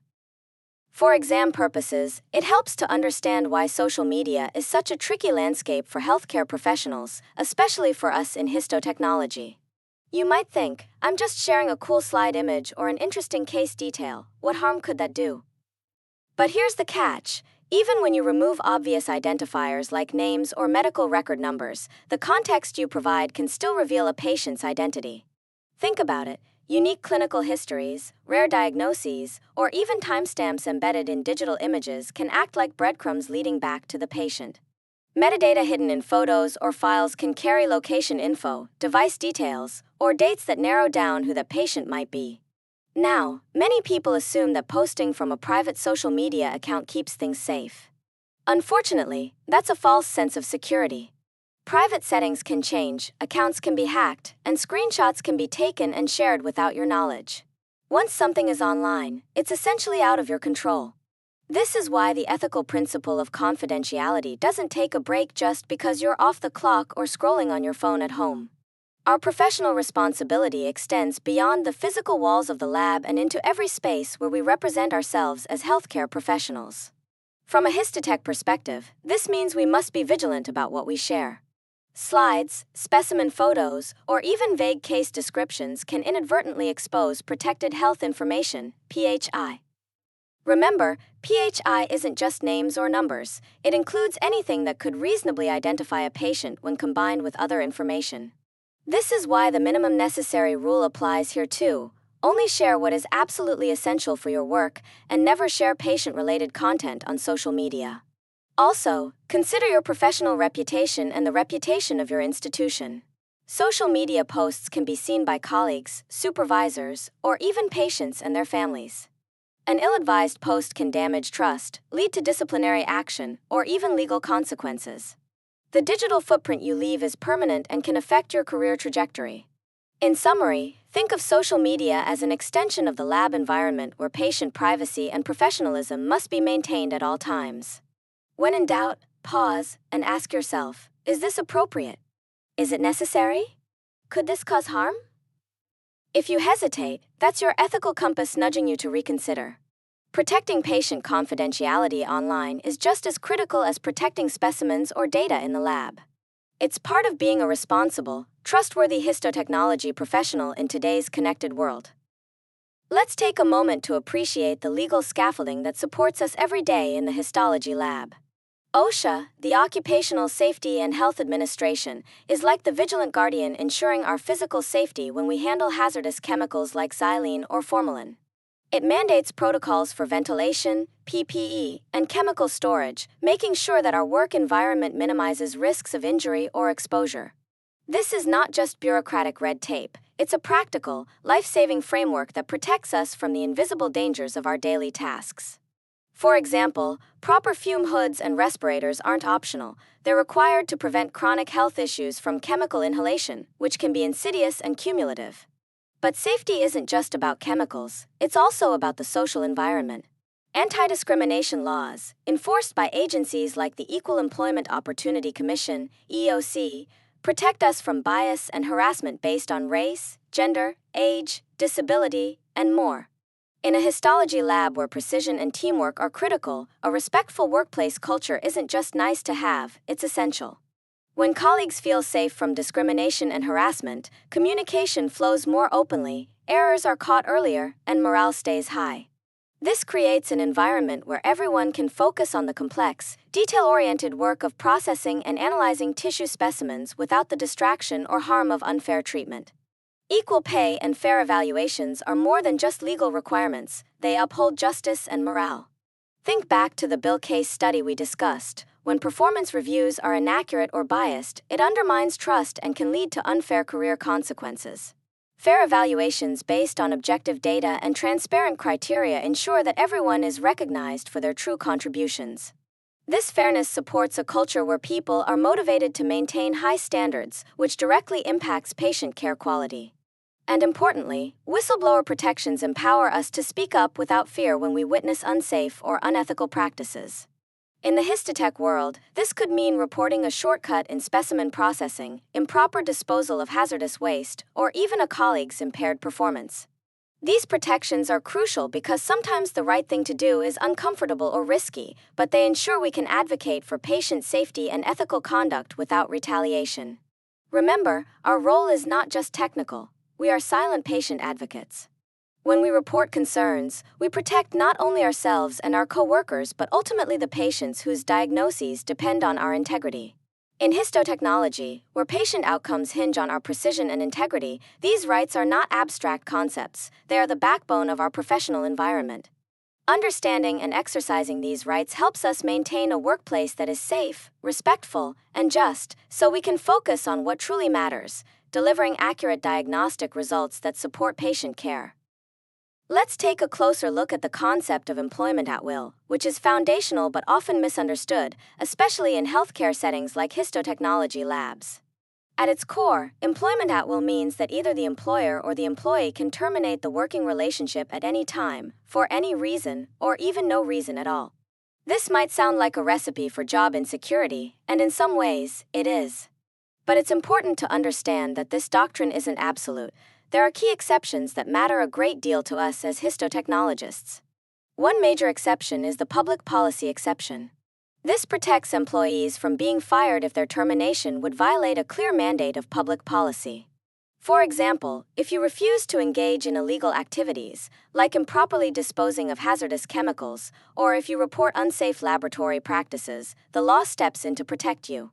This is especially relevant in histotechnology, where handling toxic substances like formalin or xylene safely is critical, and where patient safety can be compromised by cutting corners or ignoring safety protocols.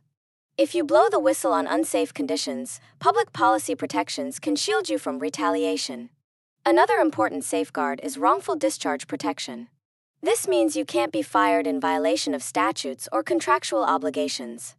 For instance, if your employer fires you based on discrimination or retaliation for reporting safety violations, that could be wrongful discharge. Some states have additional laws that provide stronger protections, but the principle is the same. There are limits to the employer's power to terminate employment arbitrarily. Now, what about employee handbooks? These documents often outline workplace policies, procedures, and expectations. While they don't usually create a binding contract, they serve as a practical guide to your rights and responsibilities. For example, a handbook might detail how to report safety concerns, the process for performance evaluations, or the steps for addressing workplace conflicts. Knowing what's in your handbook can empower you to navigate your workplace more confidently and ethically. Why does all this matter in histotechnology? Because our work directly impacts patient safety and diagnostic accuracy. Understanding the limits of at-will employment means you can advocate for ethical practices without fear of unjust termination.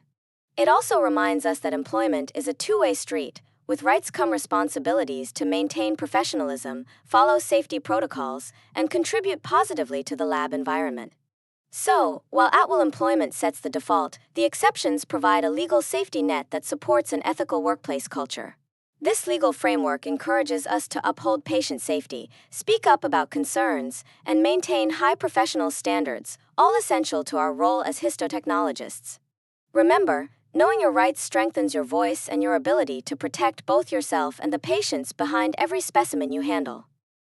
Whistleblowing is a powerful but often challenging responsibility that we, as histotechnologists, may face at some point in our careers. Let's unpack why it's so important and what it really means in the context of our work. First off, whistleblowing is fundamentally an ethical duty.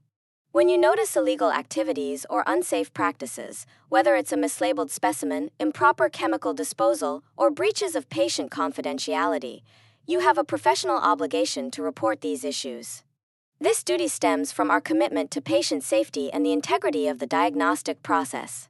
After all, even a small error in the lab can cascade into a misdiagnosis or delayed treatment, directly impacting patient outcomes. Now, it's important to understand that whistleblowing isn't just a moral choice, it's also protected by law. Various statutes and regulations provide legal safeguards to prevent retaliation against employees who report wrongdoing in good faith. This means if you speak up about unsafe or unethical practices, your employer cannot legally demote, fire, or harass you for doing so. These protections help create a safer environment for everyone by encouraging transparency and accountability. However, despite these legal shields, whistleblowing can still carry significant social and career risks. You might face isolation from coworkers who prefer to avoid conflict, or your professional relationships might become strained. Sometimes, the workplace culture itself can be resistant to change, making it emotionally and professionally difficult to raise concerns. This tension highlights why courage and professionalism are essential qualities for histotechnologists. It's not about being a tattletale or seeking personal gain, it's about advocating for the patients who rely on our accuracy and diligence behind the scenes. By exposing unsafe practices, you help foster a culture of continuous improvement and trust within your lab and healthcare institution. This culture benefits everyone. Patients receive safer care, colleagues work in a more ethical and transparent environment, and the organization upholds its standards and reputation. In practical terms, whistleblowing in the histology lab might involve reporting a coworker who routinely ignores safety protocols with hazardous chemicals like formalin or xylene, or alerting supervisors when quality control steps are skipped. It could also mean raising concerns about privacy breaches if patient information is improperly shared. Knowing your legal protections and the proper channels for reporting is crucial. Many institutions have formal compliance or ethics hotlines designed to handle these reports confidentially. As you prepare to enter the workforce, developing the confidence to speak up responsibly will be a key part of your professional identity. Remember, your role as a histotechnologist is not just technical, it's also ethical. You are a silent patient advocate, ensuring that the lab's work supports accurate diagnoses and safe care. Whistleblowing, while difficult, is one of the most important ways you can fulfill that role and contribute to a safer healthcare system. When we talk about being a professional histotechnologist, it's important to realize that our role goes far beyond just mastering technical skills like staining or embedding tissue. Professionalism is really about a comprehensive commitment to quality, ethics, and collaboration in every aspect of our work. Let's break down these responsibilities and see how they connect directly to what we do in the lab. First, maintaining competence through lifelong learning is absolutely foundational. Our field is constantly evolving. New staining techniques, molecular diagnostics, and digital pathology tools are emerging all the time. Staying current isn't just a nice to have, it's a professional duty. When we keep our knowledge and skills sharp, we reduce errors and improve diagnostic accuracy, which ultimately benefits patient care. Think of it as a continuous cycle. Learning fuels competence, competence ensures quality, and quality supports patient safety. Next, confidentiality and ethical standards are pillars of our profession. We handle sensitive patient information every day, whether it's on slide labels, in reports, or stored digitally. Protecting that information is not optional. It's mandated by laws like HIPAA and reinforced by our ethical codes. Breaches of confidentiality can damage patient trust and even lead to legal consequences for the lab and institution. So, respecting privacy means being vigilant about who has access to data and how we discuss cases, even in casual conversations. Communication is another critical responsibility that sometimes gets overlooked. Histotechnologists work closely with pathologists, clinicians, and lab colleagues. Respectful, clear communication fosters teamwork and helps prevent mistakes.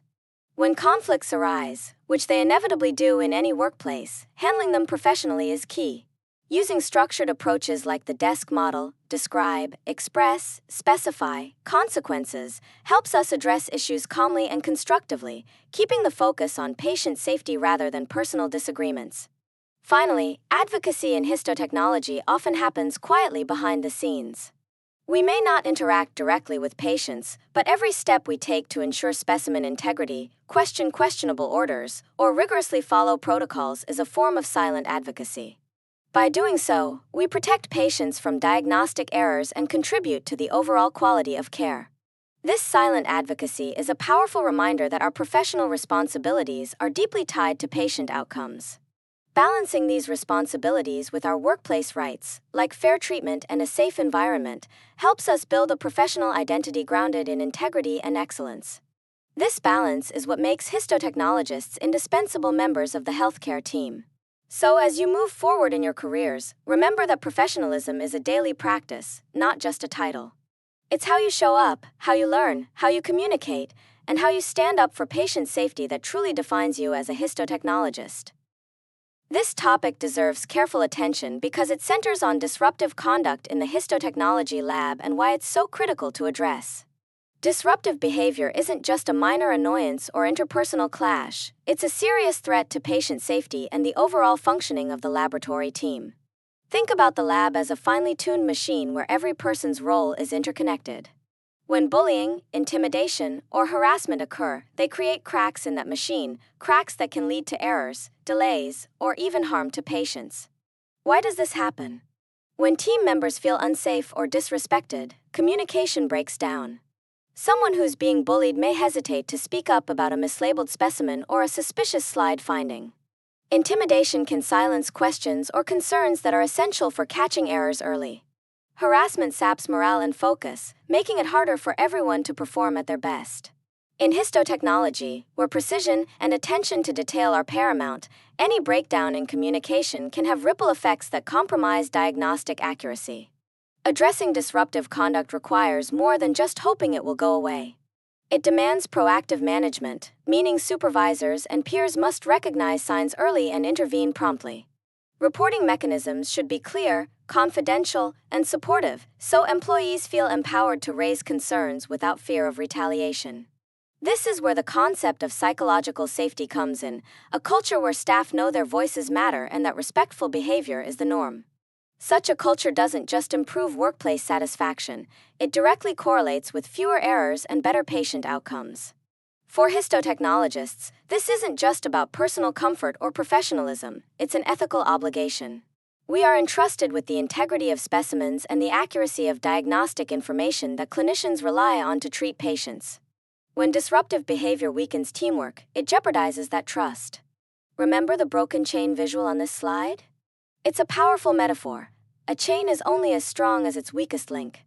Disruptive conduct creates weak links that threaten the entire lab's ability to function safely and effectively. So, as future or current histotechnologists, you have a responsibility to foster respect, speak up against bullying or harassment, and support a culture where everyone can work safely and confidently. By doing so, you help ensure that the lab remains a place where patient safety is prioritized, errors are minimized, and ethical standards are upheld. This proactive stance not only protects patients but also strengthens the professional community you are part of. Let's take a deeper dive into one of the most vital responsibilities we have as histotechnologists: the duty to question and report unsafe practices. This isn't just a nice to have, it's both an ethical and legal obligation. Think about it. When you spot something that doesn't look right in the lab, maybe a specimen is mislabeled, a quality control step was skipped, or you see unsafe handling of chemicals like xylene or formalin, you have a responsibility to speak up. Why? Because these errors or unsafe actions can directly impact patient safety, the accuracy of diagnoses, and the health of your coworkers. Now, this duty requires more than just awareness, it requires courage. It's not always easy to raise concerns, especially if you're worried about pushback from supervisors or colleagues, or if the lab culture feels hierarchical or even toxic. But professionalism means putting patient safety and ethical standards above personal discomfort or fear of retaliation. Remember, silence in these situations can cause harm. When errors go unreported, they can snowball into serious problems, sometimes with devastating consequences.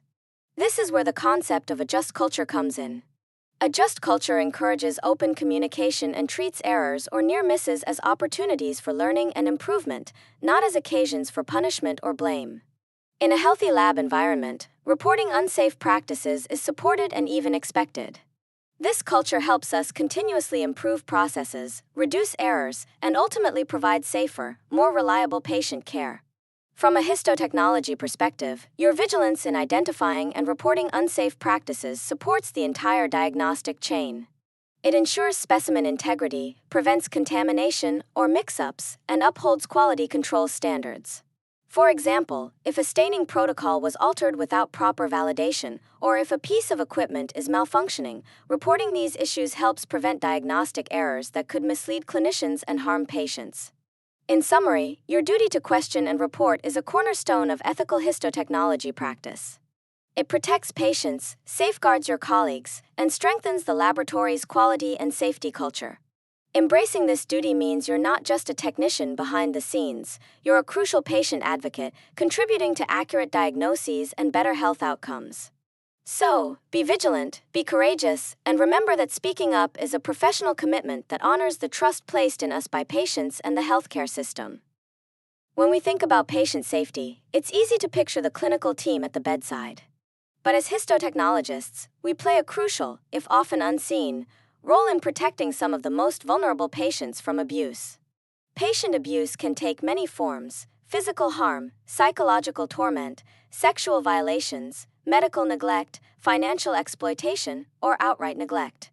While we might not witness these abuses directly, our work processing specimens and reviewing histories can reveal subtle clues that raise red flags. For example, unusual tissue injuries inconsistent with reported mechanisms, repeated biopsies suggesting ongoing trauma, or clinical notes hinting at neglect or mistreatment.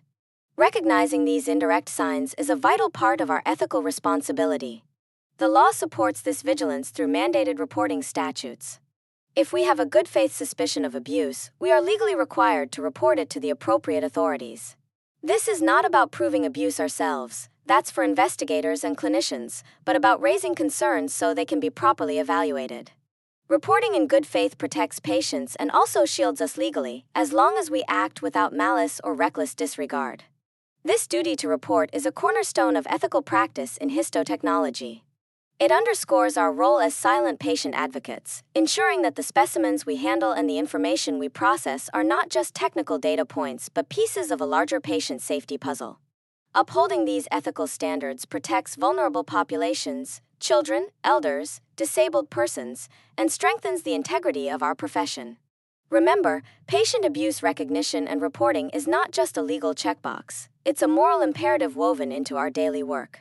When you see something suspicious, whether it's in the tissue morphology, the clinical history, or the lab context, don't hesitate to follow your institution's protocols. Your attentiveness could be the first step in protecting a patient from further harm. This is professionalism in action, a powerful example of how histotechnologists contribute far beyond the microscope. Let's keep this commitment front and center as we continue to explore the ethical dimensions of our profession. A strong professional response begins with understanding what it really means to form a professional identity as you transition from student to practicing histotechnologist. This process is much more than just acquiring technical skills, although mastering staining techniques, tissue processing, and microscope use is undeniably important. Professional identity is about weaving those technical abilities together with a strong ethical framework that shapes your decisions and behaviors every day in the lab. Think of it this way: technical skill is your toolkit, but ethical integrity is the compass that guides how you use those tools. As students, you're building the foundation, learning protocols, understanding instrumentation, and practicing precision. But becoming a true professional means stepping up to a higher level of responsibility. This includes accountability, which is more than just doing your job well. It means owning your work completely, being honest about mistakes, reporting errors or near misses, and actively seeking ways to improve. This self-regulation builds trust with your colleagues, supervisors, and ultimately, the patients whose diagnoses depend on your work. Accountability also means recognizing that every slide you prepare is connected to a real person's health story. Even though you rarely meet patients face-to-face, your role is patient-centered. The tissue you handle, the stains you perform, the quality control you maintain, all directly impact diagnostic accuracy and patient outcomes. Embracing this mindset helps you see beyond the microscope and understand the human impact of your work. Another cornerstone of professional identity is reflective practice. This is a deliberate habit of self-assessment, asking yourself questions like, what went well today? Where did I fall short? How can I do better next time? Reflective practice isn't just about technical improvement, it's about developing ethical judgment and emotional intelligence. It prepares you to navigate the gray areas and complex dilemmas you'll encounter, such as handling conflicts in the lab or making decisions when SOPs don't cover every scenario. Remember, professional identity is not a fixed endpoint. It evolves continuously as you face new challenges, gain experience, and grow in your role.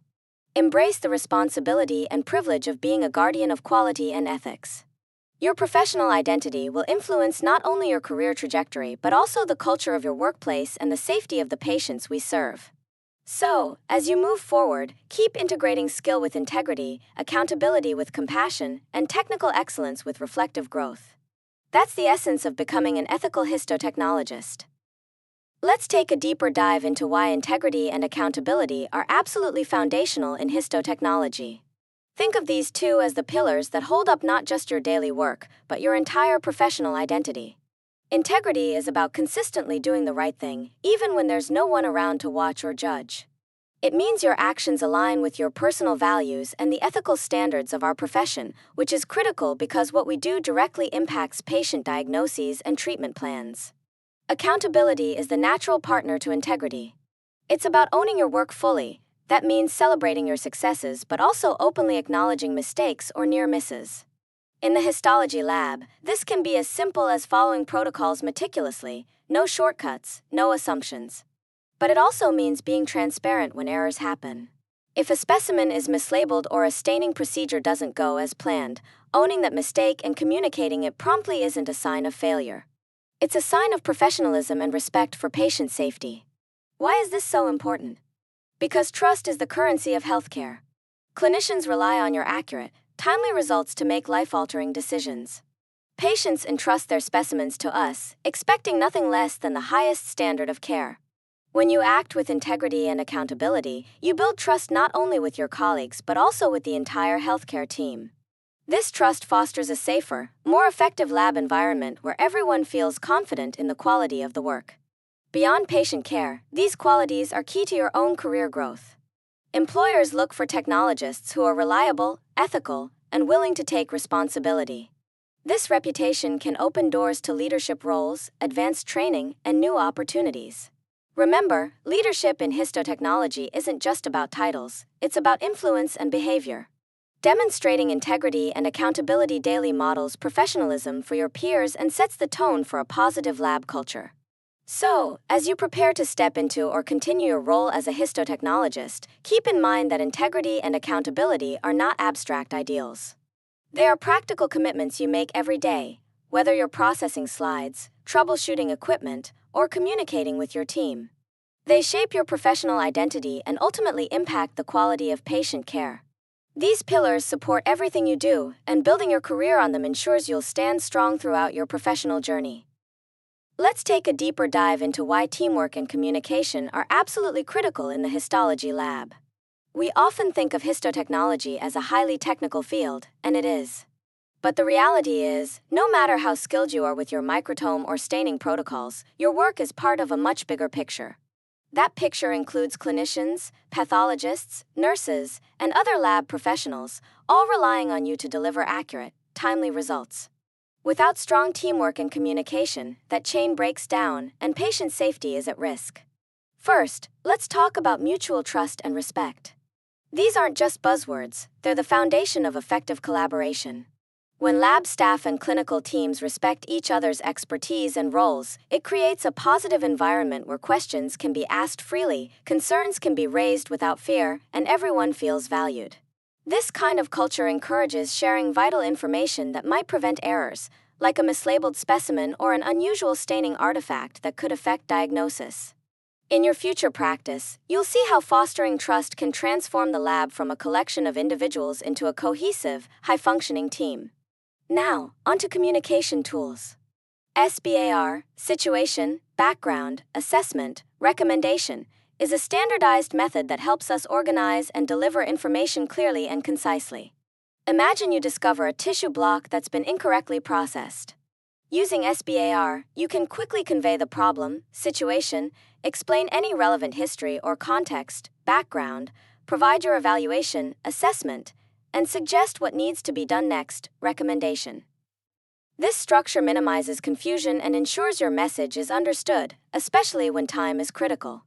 Pair SBAR with the readback technique, where the receiver repeats the information to confirm accuracy. This double-checking step is a simple yet powerful way to catch miscommunications before they lead to errors. But good communication isn't just about tools, it's about culture. Hierarchies and silos in healthcare labs can create invisible barriers. Sometimes junior staff hesitate to speak up because they fear negative consequences or feel their input won't be valued. Breaking down these barriers requires intentional effort to build psychological safety, an environment where everyone feels empowered to voice concerns, admit mistakes, and contribute ideas without fear of reprisal. This is crucial because even a small miscommunication can lead to serious consequences, such as specimen mishandling, delayed diagnoses, or compromised patient care. Finally, why does all this matter?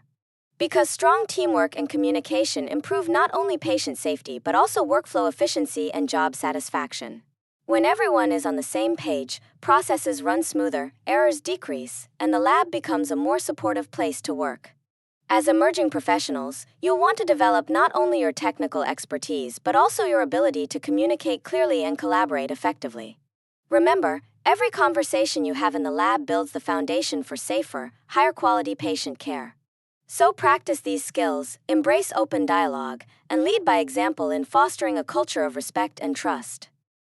Conflict is an unavoidable part of any workplace, and histotechnology labs are no exception.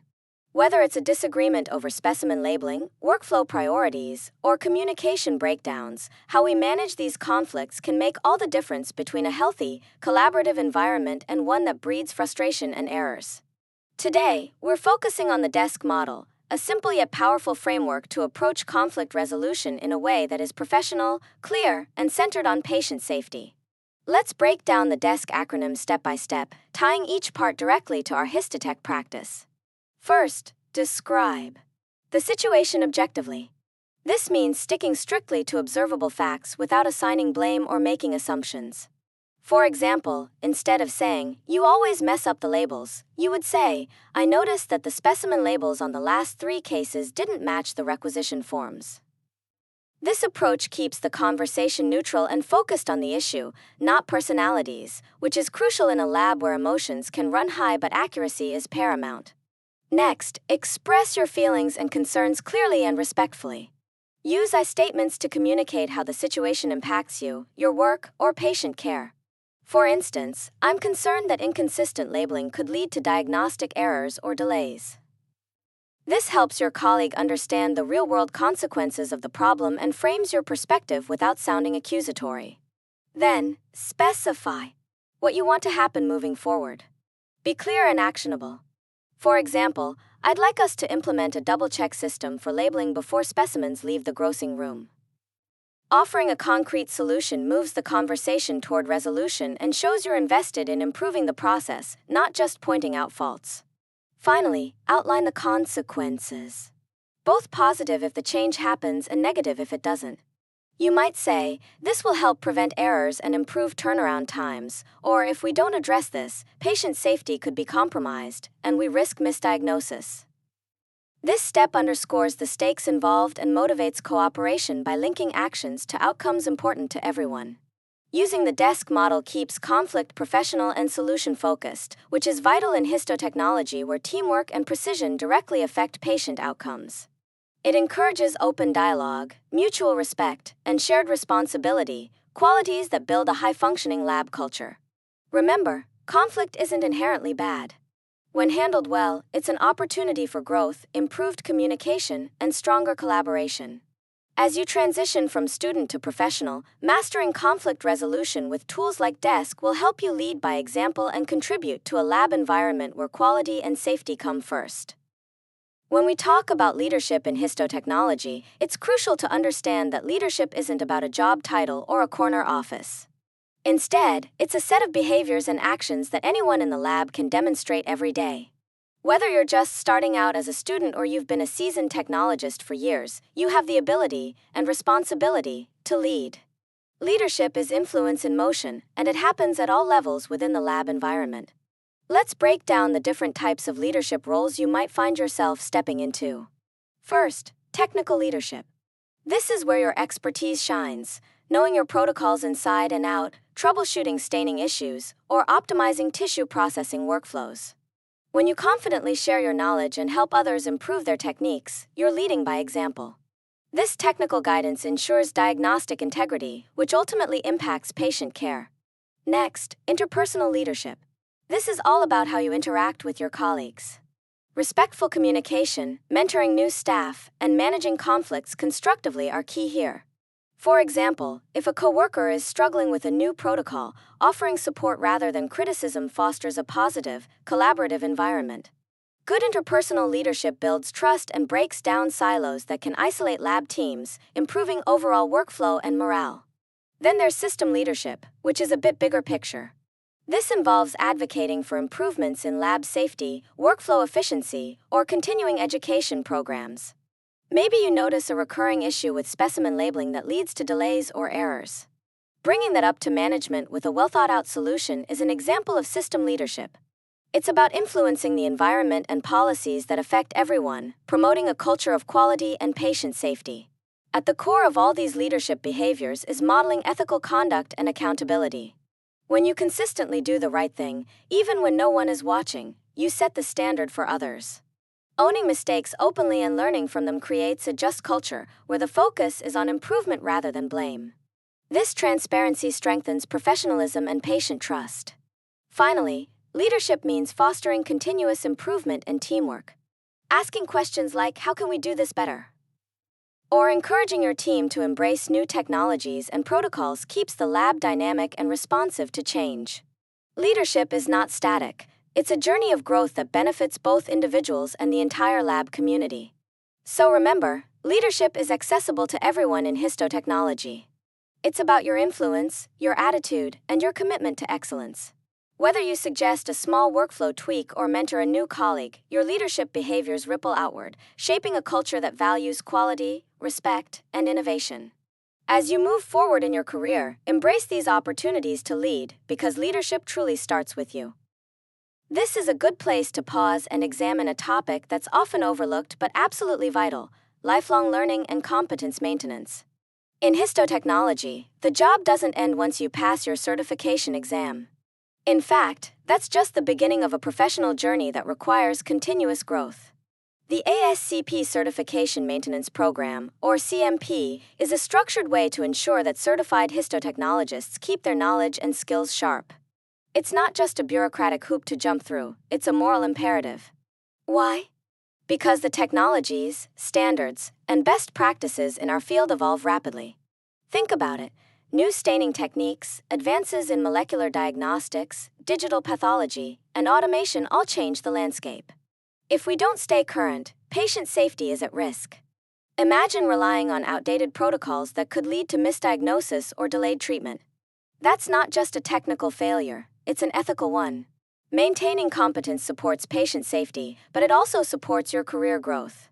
Staying engaged with continuing education opens doors to leadership roles, specialist certifications, or research opportunities. It keeps your professional identity vibrant and relevant. But beyond career benefits, lifelong learning is fundamentally about responsibility. We owe it to patients, colleagues, and ourselves to be the best professionals we can be. It's a commitment to integrity and excellence. So, when you see those CMP requirements or opportunities for workshops and conferences, don't groan, embrace them as essential parts of your professional life. This ongoing education is the ethical backbone that supports every decision you make in the lab. It's how we ensure that our technical skills and ethical judgment evolve together, always aligned with the highest standards of patient care. In practice, this means scheduling regular time for reading current literature, attending webinars, participating in professional societies, and reflecting on your work. It's about cultivating a mindset that learning never stops. This slide is a reminder that competence is not static. It's a living, breathing process that safeguards patient outcomes and propels your professional journey forward. This part of the review asks you to think carefully about reflective practice, a cornerstone for professional growth in histotechnology that might initially feel a bit abstract but is actually very concrete and practical. Reflective practice is essentially a structured way of thinking about your experiences to learn and improve continuously. The framework we use is simple but powerful.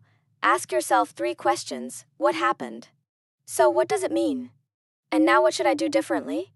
This method helps you move beyond just going through the motions of your daily tasks and pushes you to engage critically with your work, your decisions, and their impact. Why is this so crucial in histotechnology? Because our work isn't just about technical precision, it's about making decisions that affect patient diagnoses and outcomes. Often, situations in the lab don't come with clear-cut answers. For example, you might encounter a near mislabeling error on a slide. Reflecting on this event involves more than just correcting the label. You ask, what exactly went wrong here? Then, so what does this error reveal about our processes, communication, or workload? Finally, now what steps can I take to prevent this from happening again?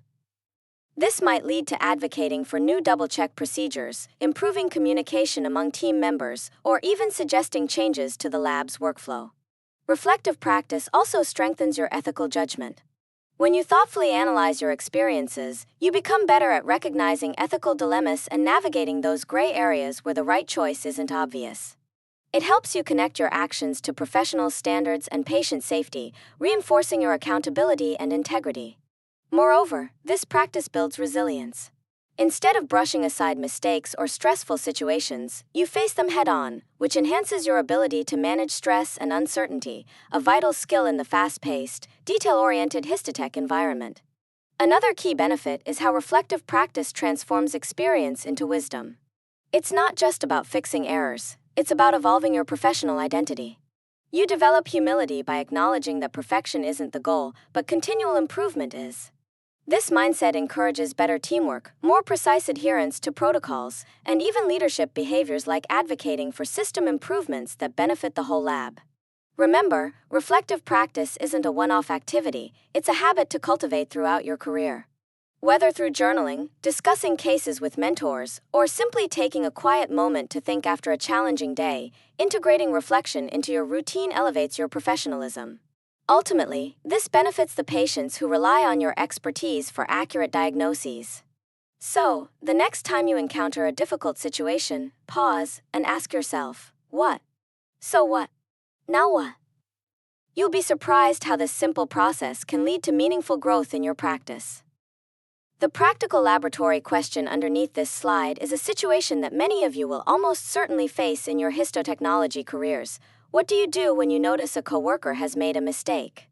This is a classic ethical challenge that tests not only your technical knowledge but also your professional integrity, courage, and judgment. It's a balancing act between loyalty to your colleagues, fear of conflict or retaliation, and the absolute priority of patient safety. First, let's talk about loyalty and fear. It's natural to want to protect your teammates. You spend hours working side by side, share stressful workloads, and build trust. Reporting a mistake can feel like betrayal, especially if the error seems minor or unintentional. There's also the very real fear of backlash. Will your coworker resent you? Will management see you as a troublemaker? Could this affect your work environment or even your job security? These concerns are valid and common, but they must be weighed carefully against the potential harm to patients. Now, the ethical duty to report errors is foundational in healthcare and laboratory practice. Even if you don't interact directly with patients, your work impacts diagnoses and treatment decisions.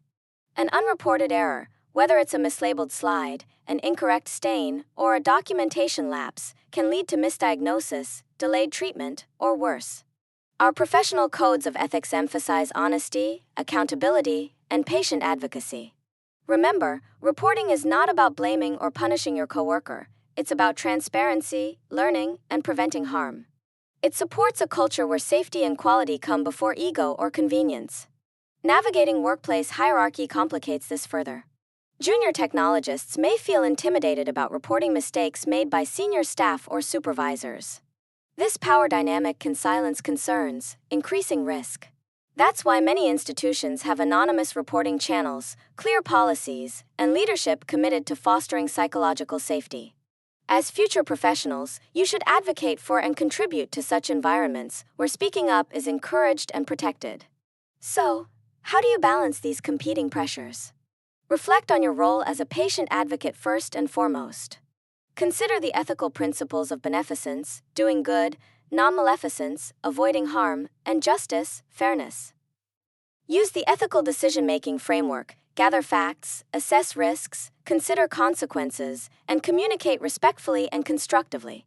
Sometimes, a private conversation with your coworker can be the first step before escalating concerns. Ultimately, this case study challenges you to cultivate ethical courage, the willingness to do what's right even when it's uncomfortable. By choosing transparency and accountability, you help build trust not only with patients but within your laboratory team. Silence may seem easier in the moment, but it risks far greater harm down the line. So, when you face this dilemma, remember the ripple effect of your decision. Speaking up protects patients, strengthens your team, and upholds the integrity of your profession.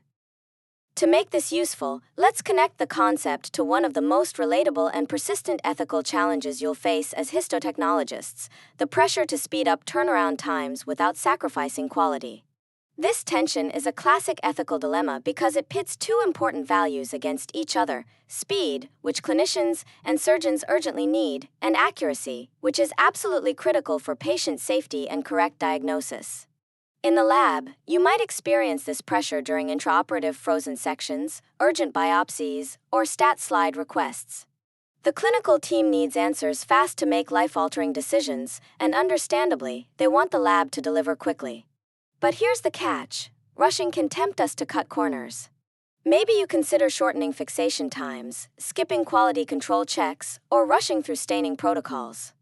These shortcuts might seem like a practical way to meet demands, but they come with serious risks.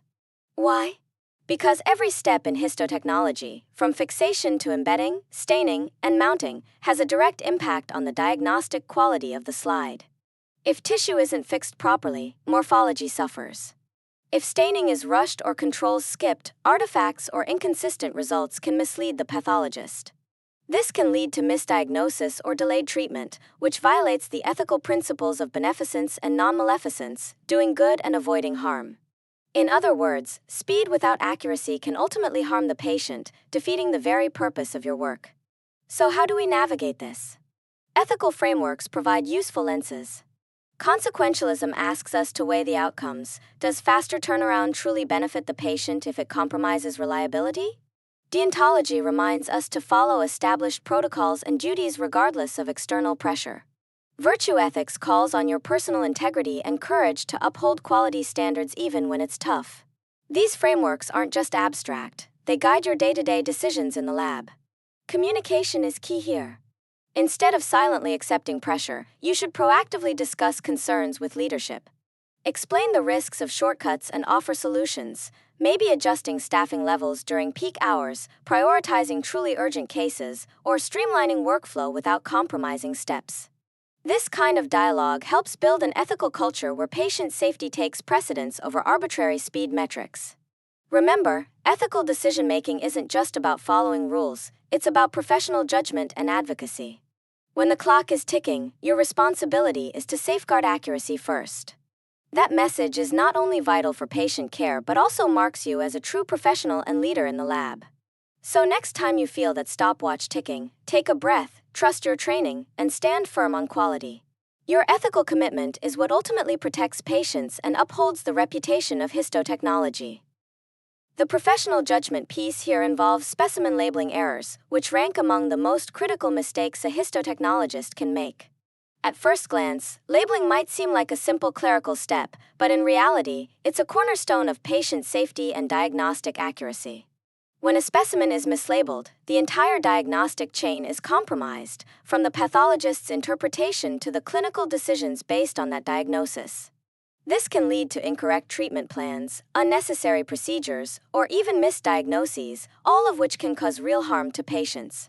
Beyond the clinical impact, such errors erode trust in the healthcare system and the laboratory's professionalism.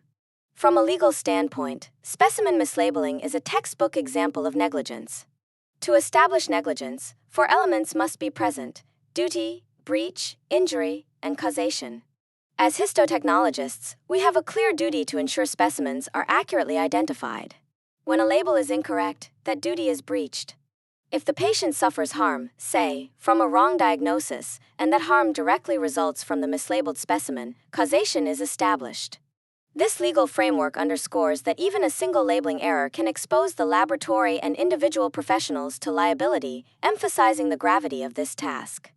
Ethically, the principles of non-maleficence and justice come into sharp focus. Non-maleficence reminds us to do no harm, and a mislabeled specimen clearly violates this by potentially causing patient harm. Justice, in this context, demands fairness and equity in care. Mislabeling can lead to some patients receiving incorrect or delayed treatment, which is inherently unjust. So, this isn't just about following rules, it's about upholding fundamental ethical commitments to patients. When a labeling error is discovered, immediate reporting and correction are essential. Concealing the mistake or delaying disclosure only compounds the harm and increases legal exposure. Prompt transparency allows clinicians to be notified quickly, specimens to be relabeled or reprocessed if possible, and corrective actions to be taken to mitigate patient risk. This response demonstrates professional integrity and accountability, qualities central to our role as trusted healthcare professionals. Prevention is the best strategy. Implementing system safeguards like barcode scanning, dual verification processes, and strict adherence to standardized labeling protocols drastically reduces error risk. Regular training refreshers, audits, and fostering a workplace culture that encourages speaking up about near misses help catch potential errors before they reach the patient. Remember, labeling isn't just a routine task, it's a vital checkpoint for patient safety. In your daily practice, treat every label with the seriousness it deserves. Accuracy here is not optional, it's a legal mandate and an ethical imperative. When errors happen, respond swiftly and transparently. Doing so protects patients, preserves your professional credibility, and strengthens the laboratory's reputation for quality and safety. This case study is a powerful reminder that in histotechnology, small details truly matter, and they can make all the difference in patient outcomes. Let's spend a few minutes unpacking the challenge of handling personal moral discomfort in histotechnology. This is a topic that many healthcare professionals, including histotechnologists, will face at some point. It's that uneasy feeling when your personal values, whether they stem from religion, culture, or deeply held ethical beliefs, clash with a professional task you're expected to perform. For example, you might be asked to process or handle tissue specimens related to procedures you find morally troubling, or participate indirectly in workflows that conflict with your conscience. This slide is designed to help you think through how to navigate these situations thoughtfully and professionally. First, it's crucial to recognize that you do have a right to conscientious refusal. This means you can decline to participate in certain tasks that violate your moral or religious beliefs. However, this right is not unlimited. The healthcare system, and by extension, the histology lab, must ensure that patient care is continuous and uncompromised. So, while you can assert your conscience, you cannot do so in a way that endangers the patient, delays diagnosis, or disrupts the workflow significantly. For instance, refusing to process a specimen without arranging for a qualified colleague to step in could compromise patient care and violate your professional duty. Most healthcare institutions have policies in place that address conscientious refusal. These often include mechanisms for reassignment or accommodation, such as shifting tasks or allowing another technologist to handle the specimen. It's important to familiarize yourself with these policies early on. They provide a framework to protect your rights while safeguarding patient interests. Communication is absolutely key here. If you anticipate a conflict, don't wait until the last minute. Engage your supervisor, laboratory manager, or an ethics committee openly and respectfully. Explain your concerns clearly and seek guidance.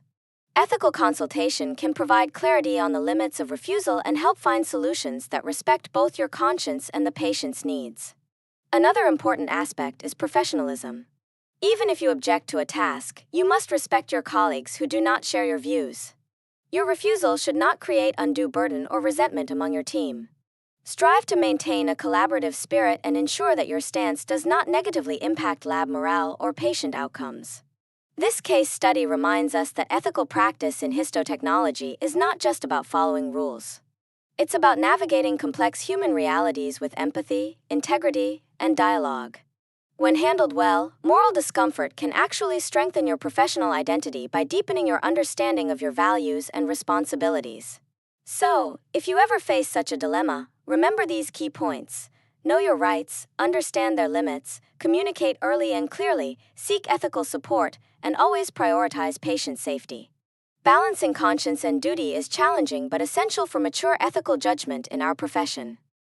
Let's take a closer look at a really timely and important ethical challenge in histotechnology: our increasing reliance on technology, especially artificial intelligence, and the ethical implications that come with it. We all appreciate the convenience and speed that automation and AI bring to the lab. Automated stainers, digital slide scanners, and AI algorithms can analyze tissue patterns or flag suspicious areas faster than any human eye.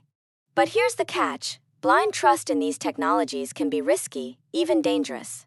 Think about it like this: AI is a powerful assistant, but it doesn't have the human qualities of judgment, intuition, or ethical reasoning. It processes data based on algorithms and training sets, which means it can only be as good as the data it learns from.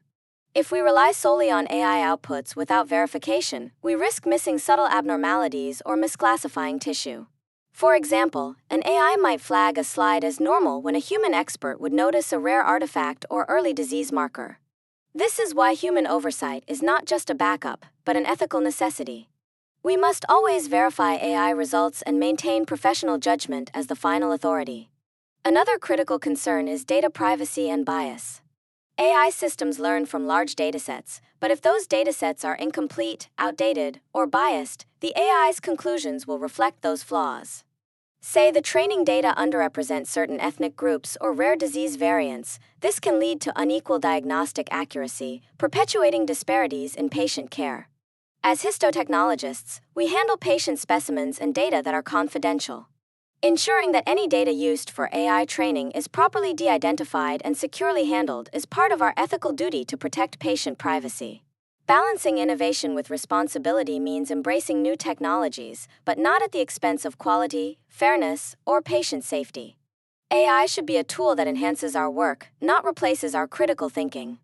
This balance requires ongoing education to understand AI's capabilities and limitations, institutional policies that promote transparency, and a culture that encourages questioning and accountability. So next time you use an automated stainer or review AI-assisted diagnostics, remember, ethical practice demands that we remain engaged, critically evaluate outputs, and never abdicate our professional responsibility. After all, technology's ultimate value lies in improving patient outcomes, and that requires the human touch. Frozen sections are one of the most vivid examples of ethical challenges that histotechnologists face daily. Picture this: the operating room is on edge, the surgeon is waiting for your slides to make a critical decision, maybe to remove a tumor margin or decide if a lymph node is involved. The pressure to deliver results quickly is immense, and the clock is ticking. But here's the catch: rushing the process can directly impact the quality of the tissue sections you prepare. If the sections are too thick, poorly frozen, or contain artifacts, the pathologist's interpretation may be flawed, potentially leading to inappropriate surgical decisions. This is where the ethical dilemma lies: speed versus accuracy. Let's unpack the core ethical principles at play here, starting with beneficence and non-maleficence.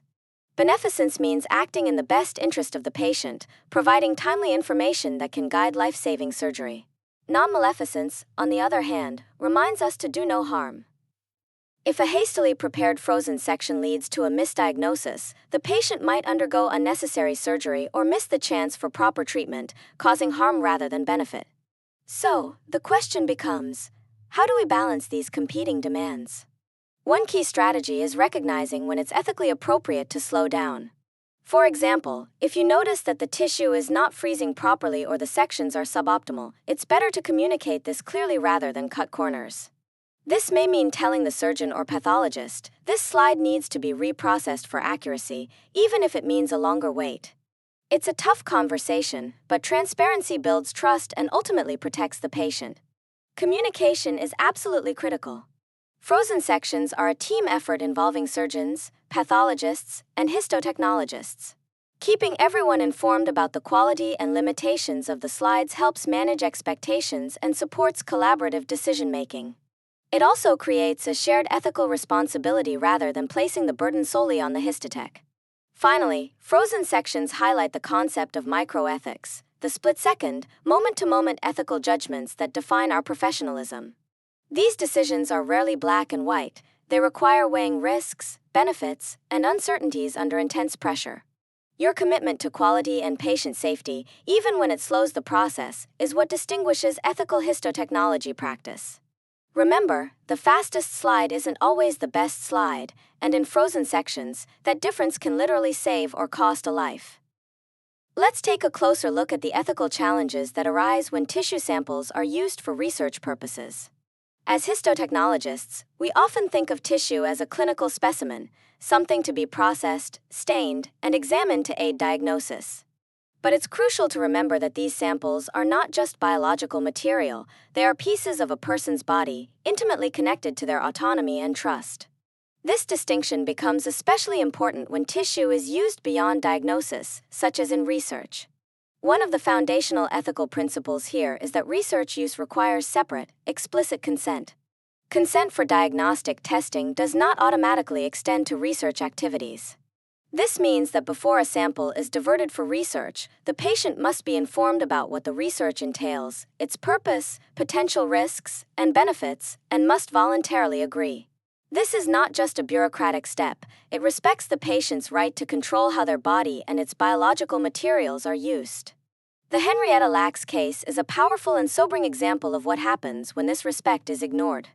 Henrietta's cells were taken without her knowledge or consent in the 1950s and have since been used worldwide in countless studies.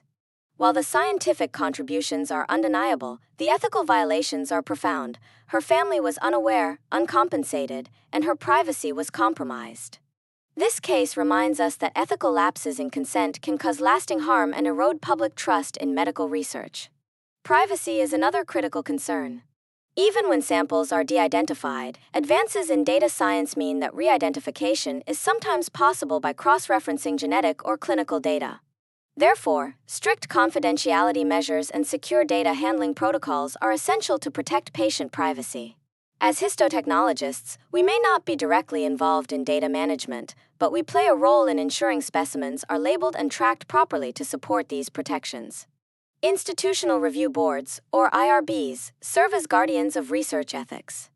They review study protocols to ensure compliance with ethical standards, including verifying that appropriate consent procedures are in place and that risks are minimized.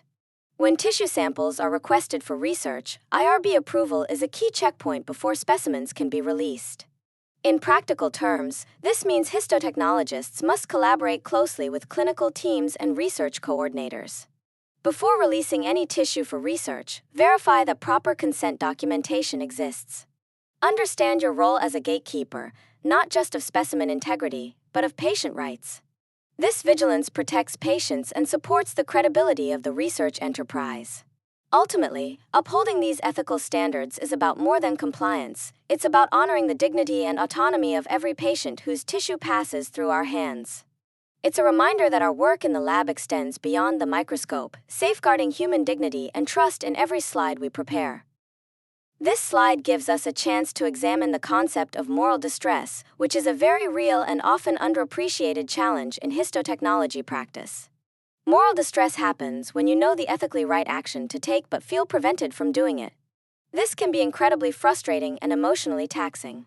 In the context of our lab work, imagine you notice a specimen that's poorly fixed or mislabeled, but due to extreme workload, staffing shortages, or strict institutional policies, you can't pause to correct it or escalate the issue. That feeling of being stuck, knowing what should be done but unable to act, is the essence of moral distress. Why does this happen so often in the lab? First, workload pressures are a major culprit.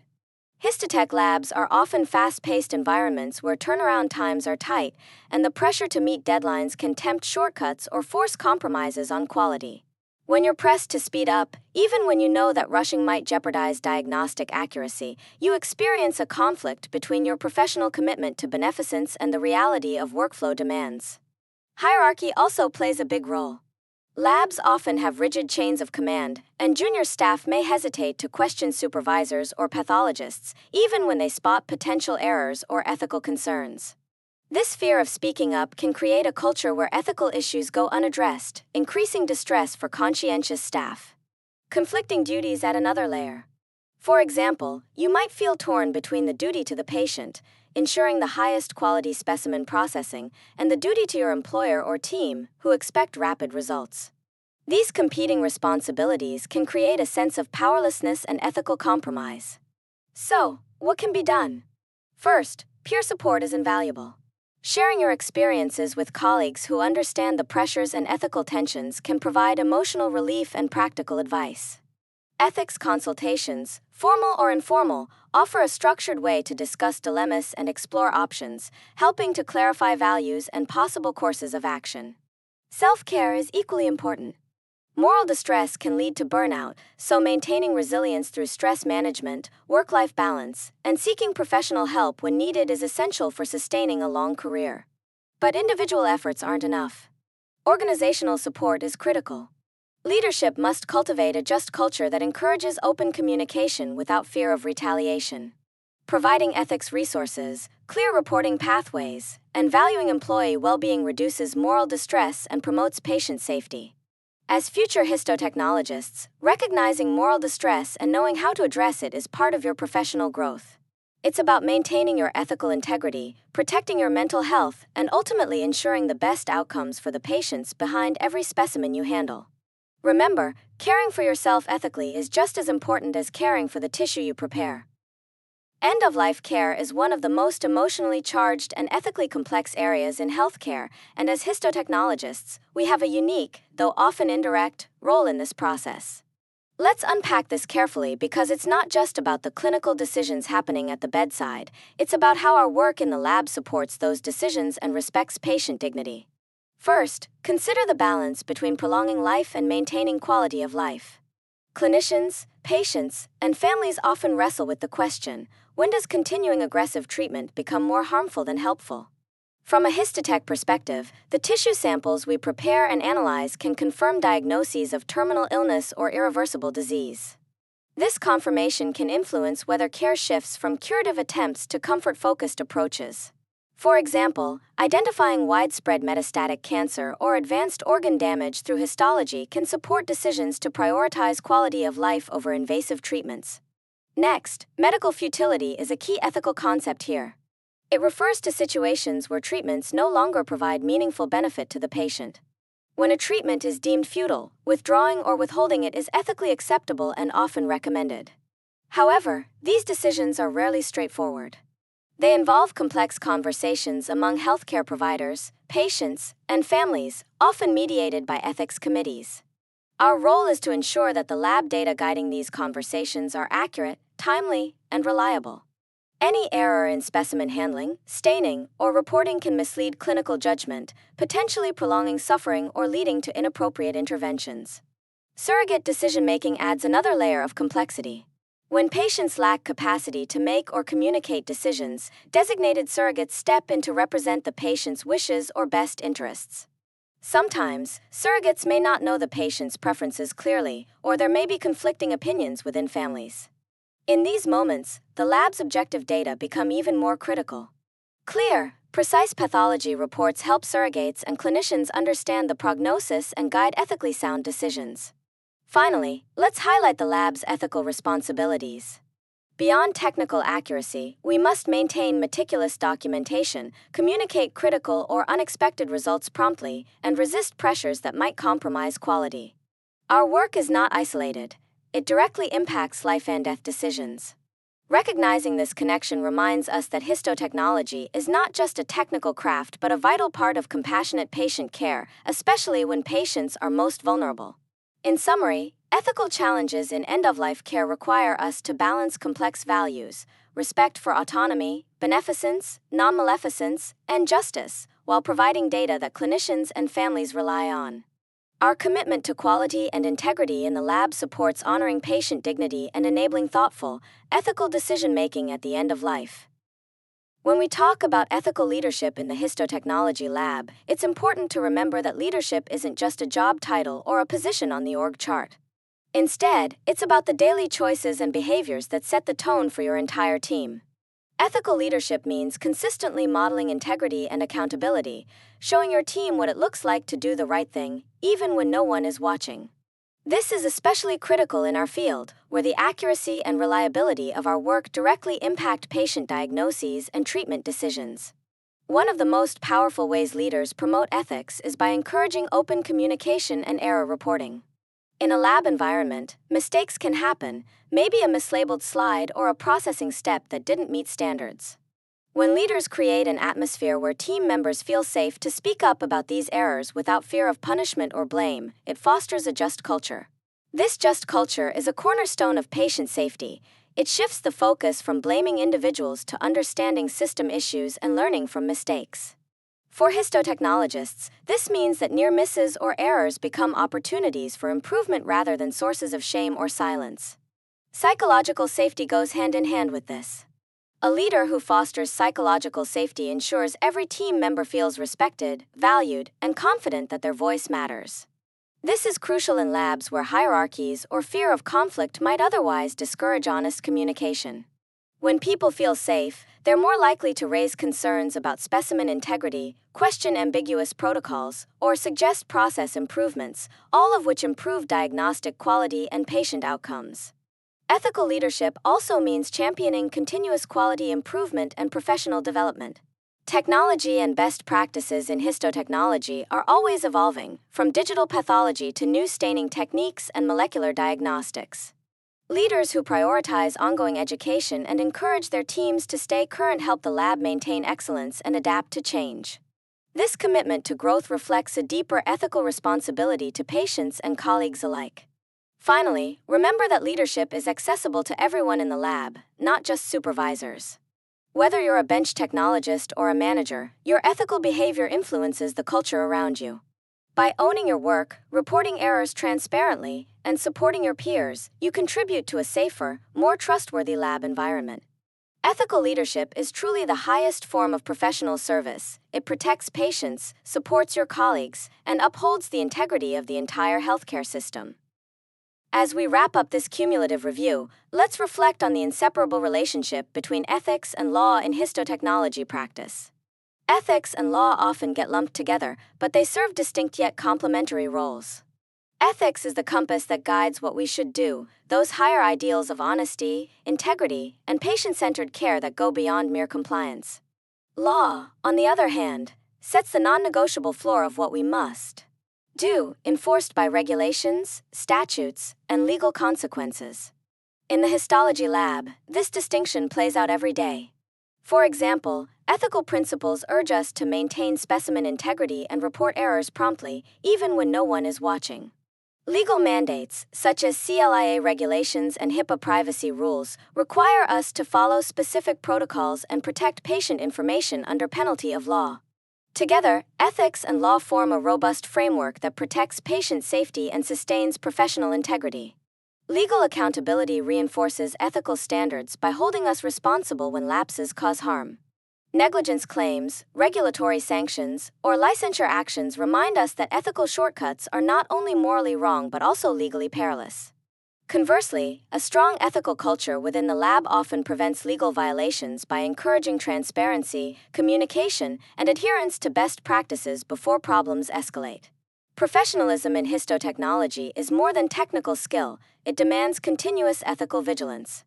We must be alert to subtle pressures, rushing slides, ignoring questionable specimens, or accessing patient data out of curiosity that can erode both ethical and legal standards.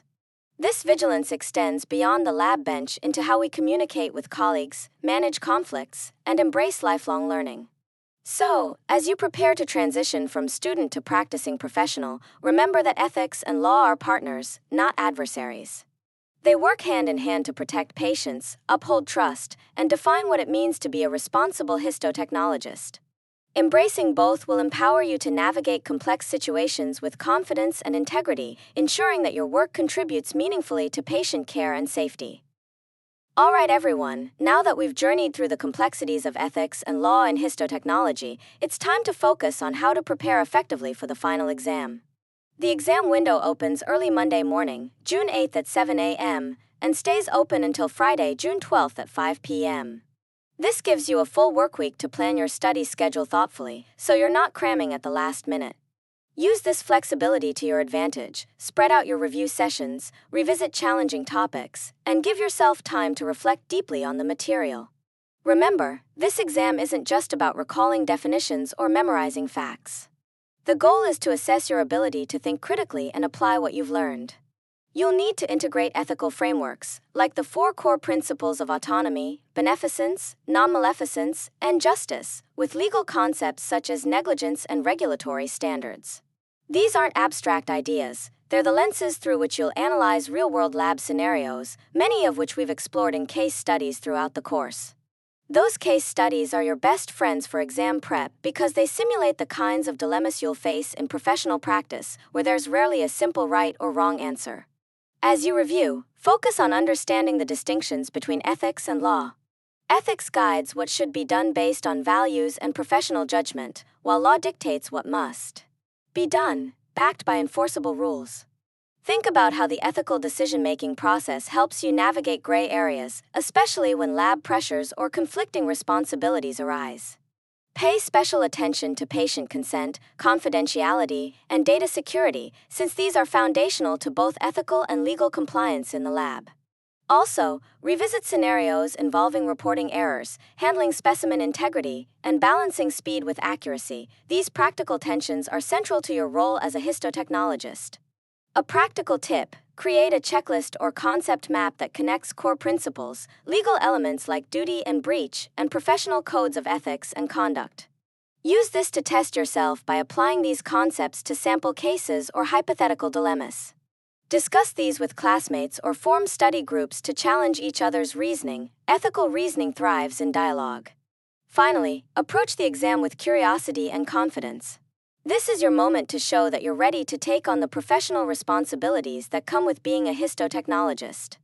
Your preparation reflects not only your knowledge but your commitment to patient safety and ethical practice. And don't forget to take care of yourself during this week, schedule breaks, get good rest, and keep your study environment free from distractions. You've worked hard all semester, mastering both the science and the ethics behind histotechnology. Trust in your preparation and the frameworks we've built together. You've got this. Good luck. Alright, now it's time to roll up our sleeves and put ethical decision-making into action. We've covered a lot of theory, the 4 core principles, ethical frameworks, and the 5-step decision process, but knowing those concepts is just the start. The real challenge is applying them in the day-to-day work of a histotechnologist, where decisions often aren't black and white. Let's revisit that 5-step ethical decision-making process as our roadmap. First, you identify the ethical problem or dilemma. This might be something like discovering a mislabeled specimen or facing pressure to skip a quality control step to meet turnaround times. Next, you gather all the relevant facts. What's the clinical context? What policies apply? What are the risks and benefits? Then, you consider who is affected: the patient, the pathologist, your lab team, and even the institution. Each stakeholder brings a different perspective and ethical weight to the situation. Now comes the tricky part: balancing competing ethical principles. For example, you might have to weigh beneficence and non-maleficence, doing good and avoiding harm, against justice, which demands fairness and efficiency in the lab. Imagine you find a labeling error on a biopsy. If you stop everything to verify, you delay diagnosis, possibly harming the patient through delay. But if you proceed without verification, you risk a serious diagnostic error.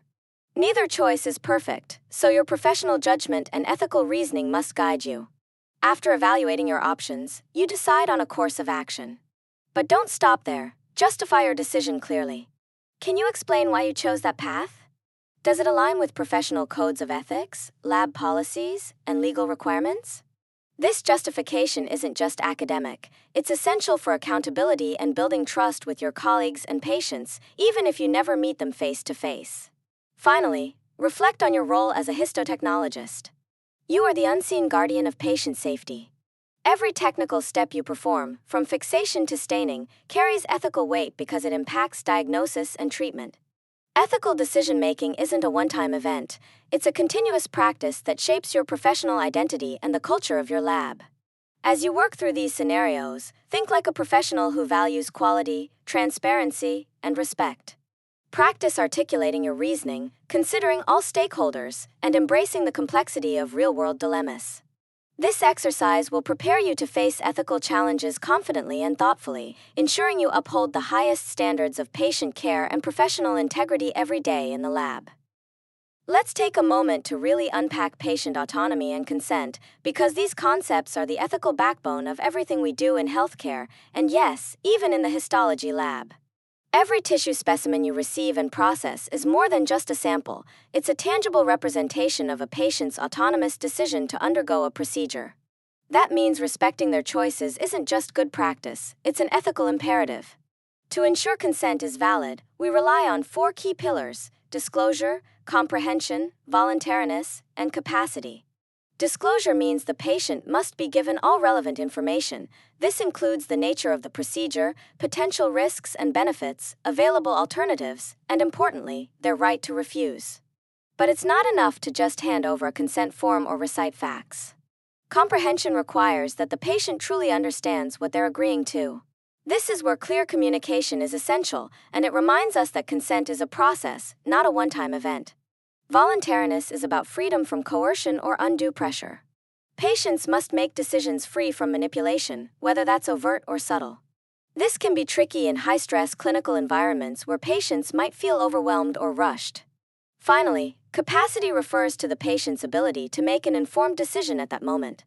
Capacity is decision-specific and can fluctuate. For example, a patient might have capacity to consent to a blood draw but not to a complex surgical procedure. Consent itself can take several forms.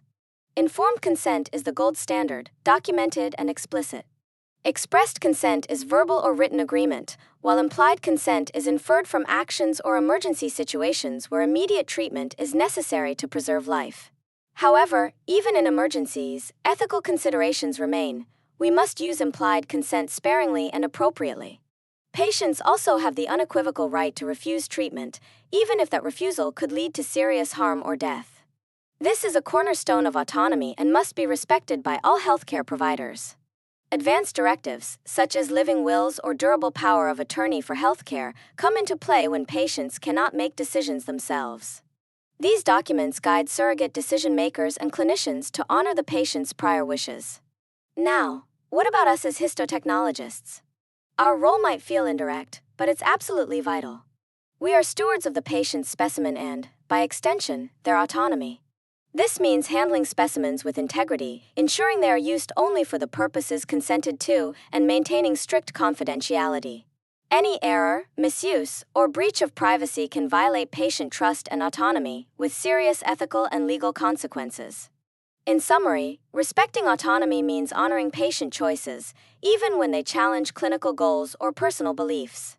It requires professionalism, sensitivity, and a commitment to ethical and legal standards. Your work in the lab supports the entire healthcare team's ability to uphold patient rights. So remember, behind every slide and sample is a person who trusted the system, and you, to respect their autonomy. Let's take a moment to really unpack confidentiality and data security, because these concepts are absolutely foundational to your role as histotechnologists. Think about it. Every tissue block, every slide, every digital image you handle carries protected health information, or PHI. This includes obvious identifiers like patient names and medical record numbers, but also less obvious data such as specimen labels, dates, or even images that could be linked back to a patient. Your responsibility is to protect this information at all times. Now, the minimum necessary rule is a key principle here. It means you should only access or share the smallest amount of patient information needed to perform your specific job duties. This isn't just a guideline, it's a legal and ethical mandate.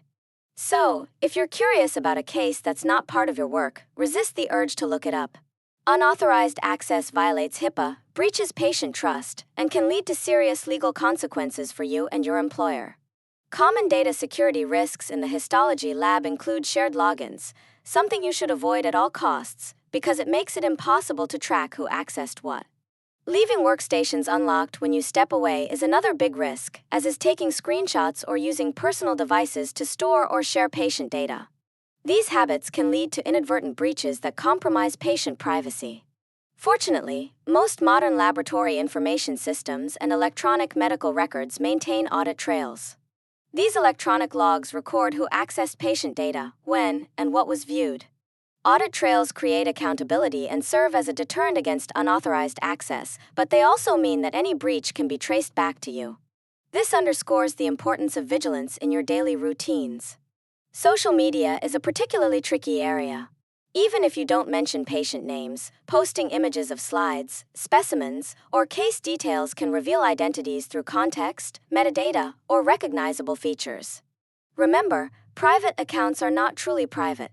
Once something is online, it can be shared or discovered. Your professionalism extends beyond the physical lab. Your online behavior reflects on you and your institution. In summary, confidentiality and data security are not just boxes to check, they are ongoing commitments. Simple habits like logging out, using strong passwords, and pausing before sharing anything related to your work protect patients and preserve your professional integrity. Upholding these standards is a core part of ethical histotechnology practice, showing respect for the dignity and rights of every patient whose tissue you handle. Alright, let's take a deeper dive into legal accountability, which is absolutely central to your role as histotechnologists. When we talk about negligence, we're really talking about the most frequent legal pitfall in healthcare labs. Understanding negligence is not just academic, it directly impacts how you perform every task in the lab, from specimen accessioning to final slide preparation. Negligence is defined by 4 key elements that must all be present for legal liability to arise: duty, breach, injury, and causation. First, duty means you have a legal obligation to perform your work according to accepted professional standards. In histotechnology, this duty begins the moment a specimen enters your lab. You are responsible for handling it correctly, labeling it accurately, processing it properly, and documenting every step. This duty is not optional, it's a legal expectation grounded in your professional role. Next is breach, which means failing to meet the standard of care. The standard of care is essentially what a reasonably prudent histotechnologist would do under similar circumstances. It's shaped by your institution's SOPs, regulatory requirements like CLIA and CAP, and broader professional guidelines. If you cut corners, say, skipping verification of patient identifiers or rushing fixation times, you're breaching that standard. This breach can be an act, doing something wrong, or an omission, failing to do something necessary.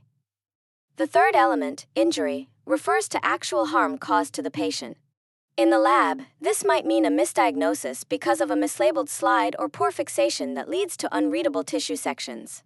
The injury can be physical, emotional, or financial, but it must be real and demonstrable. Finally, causation links the breach directly to the injury. In other words, the patient's harm must be a foreseeable result of your failure to meet the standard of care. Foreseeability is critical. It means you should anticipate risks that are predictable and preventable. For example, if you know that mislabeling specimens can lead to diagnostic errors, failing to double-check labels is a foreseeable risk that increases your liability. Common examples of negligence in the histology lab include specimen mislabeling, skipping critical verification steps, improper fixation or processing that compromises diagnostic quality, and poor or incomplete documentation. Each of these errors can cascade into serious patient harm and legal consequences. This brings us to documentation, which is your strongest legal defense. Accurate, thorough records demonstrate that you followed protocols and exercised due care. Remember the legal adage, if it's not documented, it didn't happen. That's why strict adherence to SOPs and institutional policies isn't just about quality, it's a legal mandate. In summary, legal accountability in histotechnology isn't about instilling fear or punishment. It's about protecting patients, maintaining trust in healthcare, and upholding the professionalism that defines your role. By understanding negligence and applying these principles every day, you safeguard not only your patients but also your own career and integrity as a histotechnologist. Let's take a moment to pull together all the threads about workplace rights and responsibilities that we've woven through weeks 12 to 14. In histotechnology, our rights as employees are not just legal footnotes, they're essential protections that enable us to work safely, fairly, and with dignity. OSHA standards ensure our physical safety, protecting us from chemical hazards like formalin and xylene, while anti-discrimination laws shield us from unfair treatment based on race, gender, or other protected classes. These laws create the foundation for a respectful workplace, but they're just one side of the coin. On the flip side, we have professional responsibilities that are equally vital. Employment at will might sound like a free-for-all where either party can walk away anytime, but in reality, there are important exceptions, especially when it comes to whistleblower protections. If you witness unsafe or unethical practices in the lab, reporting them isn't just encouraged, it's your ethical duty, and the law has your back to prevent retaliation. This balance between rights and duties is what keeps the laboratory environment both just and safe. Professional conduct extends beyond compliance. It's about fostering teamwork and respectful communication, which directly impacts patient safety. A toxic workplace, marked by bullying or harassment, doesn't just hurt morale, it increases the risk of errors that can harm patients. So, maintaining professionalism means stepping up to report disruptive behavior and supporting a culture where everyone feels safe to speak up. Finally, competence is a responsibility that never ends. Staying current with new techniques, regulations, and ethical standards through continuing education isn't just a checkbox on your career path, it's a moral imperative. When you maintain your skills and knowledge, you're protecting patients, your colleagues, and yourself. In the Histotech lab, these rights and responsibilities intertwine daily.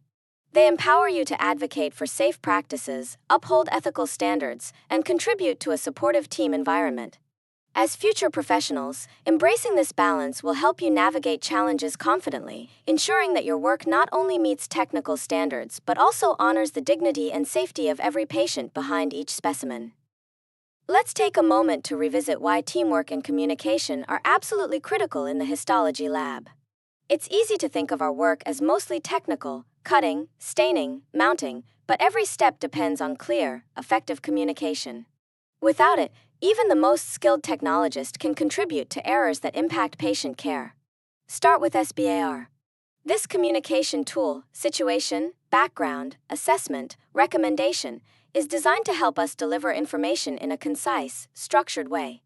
Imagine you notice a specimen labeling discrepancy or a slide that looks off. Using SBAR, you can clearly state the situation, provide relevant background, share your assessment, and make a recommendation.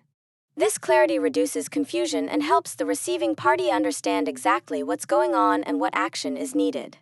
It's a universal language for healthcare communication that bridges lab and clinical staff. Now, pair SBAR with the readback technique. This is where the person receiving information repeats it back to confirm understanding. In a busy lab, with distractions and noise, this simple step catches miscommunications before they become mistakes. For example, if a pathologist gives you a special staining order verbally, asking them to repeat it back or repeating it yourself ensures the right procedure is done. It's a double check that's quick but powerful. But communication isn't always smooth. Conflicts happen, maybe over workload, interpretation of procedures, or even interpersonal friction. The desk model helps here. Describe the problem factually, express your feelings calmly, specify what you want to happen, and state the consequences if the issue isn't resolved. Using desk keeps conflict professional and focused on solutions rather than blame. This is essential because unresolved conflict can erode trust and lead to errors or low morale. Hierarchy in healthcare can be a barrier. Sometimes newer techs or students hesitate to speak up because they fear upsetting supervisors or breaking protocol. Overcoming this requires fostering a culture of respect and psychological safety where every voice matters. Remember, even a small hesitation to report a potential error, like a mislabeled slide, can delay diagnosis or treatment. Everyone on the team must feel empowered to speak up without fear of retribution. Finally, teamwork is the foundation of patient safety. When lab personnel collaborate openly, communicate clearly, and resolve conflicts respectfully, the entire diagnostic process becomes safer and more reliable. This culture of respect and communication doesn't just improve workflow efficiency, it literally saves lives. As you transition into professional roles, know that your technical skills are vital, but your ability to communicate and work as part of a team is equally crucial. Master these, and you'll be a true patient advocate from the lab bench forward. As you prepare to step fully into your role as a histotechnologist, it's essential to recognize that your professional identity is much more than your technical skills. It's the foundation of how you see yourself and how others perceive you in the lab and healthcare environment. At the core of this identity are integrity and accountability, two values that you'll lean on every day. Integrity means consistently doing what's right, even when no one else is watching. It's about being honest with yourself and others, especially when things don't go as planned. Accountability complements this by requiring you to own your work, including mistakes. In histotechnology, this could mean reporting a mislabeled slide or a staining error promptly so that patient care isn't compromised. Owning your errors isn't about blame, it's about transparency and learning, which builds trust within your team and with clinicians. Leadership is often misunderstood as a title or position, but in reality, it's a behavior and an influence you exert regardless of your role. You don't need to be a supervisor to lead. Leadership shows up when you mentor a new colleague, advocate for safer lab practices, or suggest improvements to workflow that enhance quality. These actions influence your peers and elevate the entire lab's performance. In histotechnology, leadership can mean speaking up when you notice a deviation from standard operating procedures or encouraging a culture where everyone feels responsible for patient safety. This kind of leadership fosters a high-trust environment, which is critical in preventing errors and promoting collaboration. Lifelong learning is not just a checkbox for maintaining certification, it's a mindset that keeps you current and competent in a rapidly evolving field. New staining techniques, digital pathology tools, and molecular diagnostics are constantly emerging, and your willingness to learn and adapt ensures you remain an invaluable part of the diagnostic team. Reflective practice is a powerful tool here. It's the habit of stepping back and asking yourself, what happened? So what? Now what? After each experience. This reflection transforms routine tasks into meaningful learning opportunities, helping you refine your judgment and technical skills over time. Finally, everything you do as a histotechnologist ties back to patient-centered care. Every slide you prepare, every control you run, and every error you catch or report directly impacts patient outcomes. Your professional identity is your commitment to this responsibility, carried out with compassion, precision, and ethical rigor. Think of it as your neon badge of honor, visible not just to others but also as a reminder to yourself of the vital role you play in healthcare. Embracing this identity fully will empower you to navigate challenges confidently and contribute meaningfully to the lives of patients and your professional community. Here is the practical point about one of the most impactful case studies we've discussed this term, the swapped prostate biopsy specimens. This real-world example perfectly illustrates how a single error in the lab can cascade into catastrophic consequences for patients, healthcare providers, and the entire medical system. Imagine two patients, each with a prostate biopsy specimen meant for diagnosis and treatment planning. Due to a rushed grossing process and lapses in workflow controls, these specimens were accidentally switched. One patient ended up receiving a radical surgery they didn't need, while the other's cancer went untreated, putting their life at serious risk. This is not just a story about human error, it's a vivid demonstration of how system failures and individual mistakes intertwine. From an ethical standpoint, this case hits several critical points. First, it underscores the principle of non-maleficence, do no harm. When specimens are mislabeled or mixed up, harm is almost inevitable. But beyond the harm itself, there's the issue of professional responsibility. Histotechnologists have a duty to maintain accuracy and uphold the standard of care. When errors occur, ethical practice demands immediate acknowledgement, transparent communication, and corrective action. Concealment or denial only compounds the damage, both to patients and professional integrity. Legally, this case highlights negligence and malpractice. The four elements, duty, breach, causation, and damages, are all present. The lab owed a duty to provide accurate specimen handling, breached that duty through errors, which directly caused harm, resulting in significant damages. This can lead to lawsuits, loss of licensure, and damage to institutional reputation. So, what can we learn to prevent such errors? System safeguards are key. Implementing single-piece flow workflows, barcode scanning, double verification steps, and fostering a culture of safety where errors and near misses are reported without fear of blame can dramatically reduce risk. Also, recognizing fatigue and burnout as real contributors to mistakes means advocating for manageable workloads and continuing education to maintain competence. In summary, this case study is a powerful reminder that accuracy in the Histotech lab is not just a technical skill but an ethical imperative. It challenges us to be vigilant, honest, and proactive in protecting patient safety every single day. Alright, let's take a deeper look at ethical leadership through this case study review. As you prepare to step fully into your role as professional histotechnologists, understanding leadership beyond just job titles is essential. Ethical leadership is really about how you influence and shape the culture of your lab environment through your daily actions and decisions. It's not reserved for managers or supervisors alone. Anyone can lead by example, especially in a technical field like histotechnology where precision and integrity are paramount. First, modeling ethical behavior means consistently demonstrating honesty, accountability, and respect in everything you do. When you follow standard operating procedures meticulously, report errors or near misses promptly, and communicate openly with your team, you're setting a powerful example. This kind of behavior builds trust and encourages others to do the same. It's about walking the talk, showing that ethical standards aren't just policies on paper but living principles guiding your work. This leads us to the concept of a just culture. In histotechnology, mistakes can have serious consequences for patient diagnosis and treatment. A just culture moves away from blame and punishment toward understanding why errors happen and how to prevent them. Leaders who promote this culture encourage transparency and learning. When team members feel safe to report issues without fear of retaliation, it creates psychological safety. This boosts morale, reduces stress, and ultimately improves patient safety because problems are identified and addressed early. Transparency is another key pillar. Ethical leaders share information about both successes and challenges openly. This openness fosters trust and collaboration, making it easier to work through difficult situations together. Encouraging continuous learning from incidents, whether a mislabeled slide or a contamination event, helps the whole team grow professionally and ethically. It reinforces the mindset that quality improvement is ongoing and everyone has a role in it. Remember, leadership is influence through action, not just authority. Even at the bench, you can lead by speaking up when something doesn't seem right, supporting your colleagues, and using communication tools like SBAR to ensure clarity. This kind of leadership nurtures a positive lab environment where patient safety and ethical standards are front and center. As you reflect on this case study, ask yourself, how will I embody these leadership behaviors? How can I help create a just culture that promotes transparency and learning?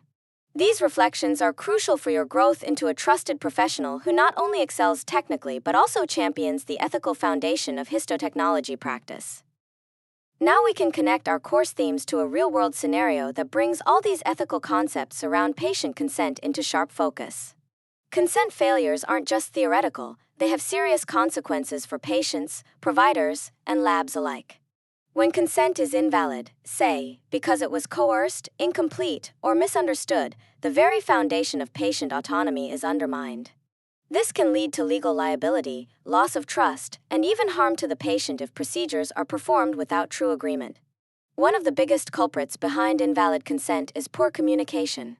It's tempting to think a signed form means the patient got it, but consent is a process, not a checkbox. Patients must truly understand what's being done, why, and what alternatives or risks exist. If the language is too technical, rushed, or intimidating, comprehension suffers. That's why histotechnologists, even though not directly obtaining consent, have an ethical stake in advocating for clear communication upstream. After all, every specimen we handle represents a patient's autonomous choice made through that consent process. Now, respecting refusal is equally important. Patients have the right to say no, even if it conflicts with medical advice. Capacity challenges add complexity here. Some patients may lack the ability to understand or communicate decisions, requiring surrogate consent or careful multidisciplinary assessment. In these gray areas, the lab must be vigilant to ensure specimens are only processed when proper consent is documented. Processing tissue without valid consent risks violating patient rights and can expose the lab to legal and ethical repercussions. Finally, the lab's role in honoring autonomy extends beyond consent forms. It includes accurate labeling, maintaining specimen integrity, confidentiality, and transparent documentation. Each step safeguards the patient's trust embedded in their tissue. When consent fails, the lab's ethical compass must guide actions to prevent harm and uphold respect for the individual behind the specimen. So, as we review these cases, remember, consent is more than paperwork. It's a dynamic, respectful dialogue that protects patient dignity and autonomy. Our role as histotechnologists is to honor that trust in every slide we prepare and every report we support. This is ethics in action behind the microscope. Alright, let's take a closer look at privacy breaches within our histotechnology practice, why they happen, what they look like, and why they matter so much. Privacy breaches often seem to start with small, seemingly harmless actions. For example, a histotechnologist might access a patient's data out of curiosity, or share a slide image or case detail on social media, thinking no one will be able to identify the patient because no names are shown. But here's the catch. Even if you omit names or obvious identifiers, contextual clues, like rare diagnoses, dates, or metadata embedded in digital images, can still reveal patient identities. This is a critical point because patient privacy is their fundamental right to control who sees their health information, while confidentiality is our professional responsibility to protect that information from unauthorized disclosure. In our role, we handle specimens and data that directly influence diagnosis and treatment decisions. So, breaches aren't just theoretical, they can cause real harm. Patients whose information is exposed may experience emotional distress, discrimination, or even identity theft. For us as professionals, the consequences can be severe: disciplinary actions, loss of licensure, damage to professional reputation, and potential legal liability. It's not just about following rules, it's about respecting the trust patients place in us. So, what can we do to prevent these breaches? First, always apply the minimum necessary rule: only access the patient information you need to perform your specific job task. Curiosity is never a valid reason. Second, never share images, case details, or specimen photos on social media, even in private groups or chats. The digital footprint is persistent and can be traced back. Third, secure your workstation by locking your computer when you step away, avoid shared logins, and be cautious with personal devices that might store or transmit patient data. Remember, our lab information systems have audit trails that log every access, so unauthorized viewing is not invisible. This transparency is a strong deterrent, but it also reminds us that professionalism means doing the right thing even when no one is watching. Think of protecting patient privacy as part of maintaining specimen integrity. Just as you wouldn't mishandle tissue blocks or skip labeling steps, don't mishandle patient information. Embedding these best practices into your daily routine builds trust with patients and colleagues, upholds legal and ethical standards, and protects your professional standing. Privacy breaches aren't just about technology glitches, they're about respect for patients and the core ethical principle of non-maleficence, or do no harm. As you review these case studies, consider how small actions, like leaving a screen unlocked or posting a cool case slide, can ripple into major consequences. Your vigilance safeguards not only data but the lives and dignity of the patients we serve. Whistleblowing is one of the most ethically complex and personally challenging actions a histotechnologist can take, and it's important we unpack why that is.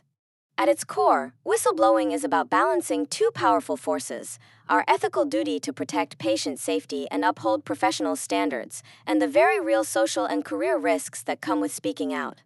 In the histology lab, we are often the last line of defense against errors that could harm patients, whether that's a mislabeled specimen, a skipped quality control step, or unsafe chemical handling.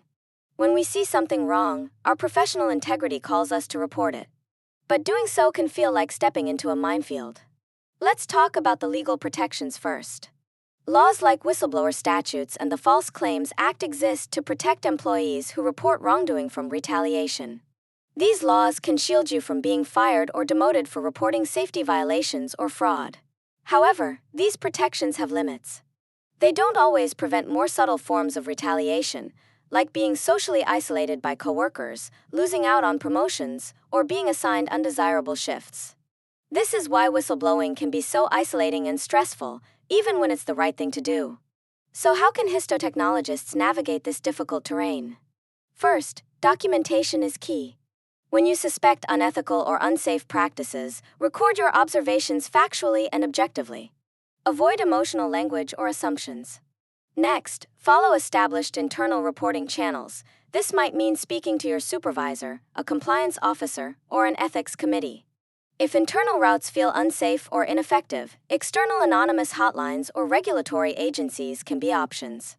Throughout the process, maintain professionalism and confidentiality to protect yourself and others. But whistleblowing isn't just an individual act, it's also about culture. Organizations that foster openness, encourage ethical dialogue, and have clear anti-retaliation policies create safer environments for everyone. Leadership plays a huge role here by modeling transparency and supporting staff who raise concerns in good faith. For histotechnologists, whistleblowing is a form of patient advocacy. Even though we don't interact directly with patients, our work impacts diagnoses and treatment decisions. Speaking up requires courage and a commitment to principles like non-maleficence, do no harm, and justice. As you review these case studies, think about how you would weigh the personal risks against your professional obligations. Remember, whistleblowing is a last resort, not a first reaction, but it is an essential safeguard to protect patient safety and uphold the integrity of the lab. By understanding these challenges and strategies, you prepare yourself to act wisely and ethically if you ever face such a dilemma in your career. Let's take a deeper dive into the ethical use of emerging technologies in histotechnology, because this is where the future of our field is rapidly evolving and where the ethical stakes are getting higher. We're seeing incredible innovations like digital pathology platforms that allow us to scan and analyze slides with high-resolution imaging, AI algorithms that assist in diagnosing patterns, and advanced molecular testing that can reveal genetic mutations with unprecedented detail. These tools hold the promise of faster turnaround times, improved diagnostic precision, and even personalized medicine approaches. But with great power comes great responsibility. First, we have to balance innovation with patient rights and safety. It's tempting to get excited about new tech and push for rapid adoption, but we must ask, are these tools validated? Are they safe? Do they actually improve patient outcomes, or do they introduce new risks? For example, if an AI system flags a slide as normal but misses a subtle cancer feature, who is responsible? This is why human oversight remains essential. Technology should never replace the critical thinking and expertise of the histotechnologist or pathologist. Instead, it should augment our skills, providing another layer of information to inform decisions. Data privacy is another huge concern. These technologies generate massive amounts of patient data, whole slide images, genomic information, clinical metadata. Each data point is sensitive, protected health information. If these data are stored or shared improperly, it can lead to breaches that harm patient confidentiality. We must follow strict protocols for data security, access controls, and comply with regulations like HIPAA. Moreover, AI algorithms are only as good as the data they're trained on. If the training data is biased, say, underrepresenting certain ethnic groups, the AI may perform poorly for those populations, leading to inequitable care. This raises the ethical principle of justice, ensuring fair treatment across diverse patient groups. Ethical frameworks, like the four core principles, autonomy, beneficence, non-maleficence, and justice, are our compass here. Autonomy means patients should be informed about how their data is used and have a say in consent. Beneficence and non-maleficence remind us to maximize benefits and minimize harm, which means rigorously validating new tools and monitoring for unintended consequences. Justice requires vigilance to prevent bias and ensure equitable access to advanced diagnostics. Finally, adopting new technologies isn't just a technical challenge, it's a cultural and institutional one. Labs need clear policies, ongoing training, and quality assurance programs to ensure ethical compliance. As future histotechnologists, you will be the gatekeepers who integrate these innovations responsibly. Remember, technology is a powerful tool, but it cannot substitute your professional judgment, integrity, and ethical commitment. Your role is to ensure that innovation serves patients safely, fairly, and with respect for their rights. Keep these principles front and center as you move forward in your careers. When we talk about autopsy and postmortem ethics in histotechnology, it's important to recognize that although the patient has passed, ethical responsibilities don't end there. In fact, the way we handle postmortem tissue carries significant weight, not just scientifically, but emotionally and culturally. First and foremost, respect is key. We must honor the deceased as individuals and be mindful of the families who are grieving. This means understanding and upholding their wishes whenever possible. Families may have specific cultural or religious beliefs about how the body should be treated after death, and these preferences should guide our actions alongside legal and institutional policies. Consent is a foundational ethical and legal requirement before any autopsy or postmortem tissue sampling can occur. This consent might come directly from the patient before death, through advance directives, or from authorized family members or legal representatives after death. Without proper consent, proceeding with autopsy can violate autonomy and legal standards, potentially causing distress or legal repercussions. As histotechnologists, while we may not be the ones obtaining consent, we must be aware of these protocols and ensure that our lab processes align with them. Balancing scientific inquiry with dignity is another critical aspect. Autopsies provide invaluable information for understanding disease, confirming diagnoses, and advancing medical knowledge. However, this pursuit should never overshadow the need to treat the deceased with dignity. Every step, from specimen collection, labeling, processing, to storage, must be handled meticulously and respectfully. Mishandling tissue or breaching confidentiality can cause harm to families and erode trust in the healthcare system. The laboratory's role in ethical postmortem practice is multifaceted. We are responsible for accurate processing and documentation, safeguarding confidentiality, and ensuring that results are communicated appropriately to clinicians and families. Errors or lapses in quality control can have serious consequences, not only scientifically but ethically, by potentially misleading clinical decisions or causing emotional harm. Our work supports the broader ethical principles of autonomy by honoring prior wishes, beneficence and non-maleficence, by contributing to knowledge without causing harm, and justice, by treating all cases fairly, regardless of background or circumstance. Even though histotechnologists often work behind the scenes, your daily decisions, how carefully you handle tissue, how rigorously you follow protocols, and how conscientiously you protect patient information, directly impact the ethical integrity of postmortem practice. Reflect on this. Maintaining ethical standards in autopsy work is a powerful example of patient-centered care that extends beyond life, underscoring the profound responsibility we hold in our profession. For exam purposes, it helps to understand the bioethical landscape surrounding emerging technologies like genetic testing and artificial intelligence, especially as they relate to histotechnology practice. These technologies offer incredible promise but also introduce complex ethical challenges that we, as lab professionals, must understand and navigate thoughtfully. First, consider genetic testing. When a genetic test is performed, it often focuses on specific questions, say, identifying a mutation linked to a hereditary cancer risk. However, the technology can reveal incidental findings, which are unexpected results unrelated to the original reason for testing. For example, a test might uncover a predisposition to a different disease or carrier status for a rare condition. The ethical dilemma arises: should these findings be disclosed to the patient? On one hand, respecting patient autonomy means honoring their right to know or not know certain information. On the other hand, some incidental findings may cause anxiety or lead to unnecessary interventions if their clinical significance is uncertain. As histotechnologists, even though we don't directly counsel patients, our role in handling specimens and data means we must be aware of these issues and support clear institutional policies that guide disclosure practices. This ensures that patients' rights and welfare are balanced appropriately. Next, data ownership and informed consent become critical. Who owns the genetic data generated? Is it the patient, the laboratory, or the institution? This question is not just academic. It affects how data can be stored, shared, or used for research. Patients must provide informed consent that clearly explains how their genetic information will be handled, who can access it, and for what purposes. In the histotechnology lab, this translates into rigorous data management practices, safeguarding patient privacy, and ensuring that any use of genetic data beyond diagnosis, like research or AI training, is ethically justified and consented to. Speaking of AI, the rise of artificial intelligence in pathology and histotechnology brings its own ethical challenges. AI algorithms often function as black boxes, meaning their decision-making processes can be opaque. For example, an AI might flag a slide as suspicious for cancer, but the rationale behind that flag isn't always clear. Transparency in AI is essential, not only to maintain trust between clinicians, patients, and lab professionals, but also to allow us to critically evaluate AI outputs. We must avoid blind reliance on AI and ensure human oversight remains central. This means understanding the limitations of AI, questioning unexpected results, and advocating for explainable AI systems that allow us to trace how decisions are made.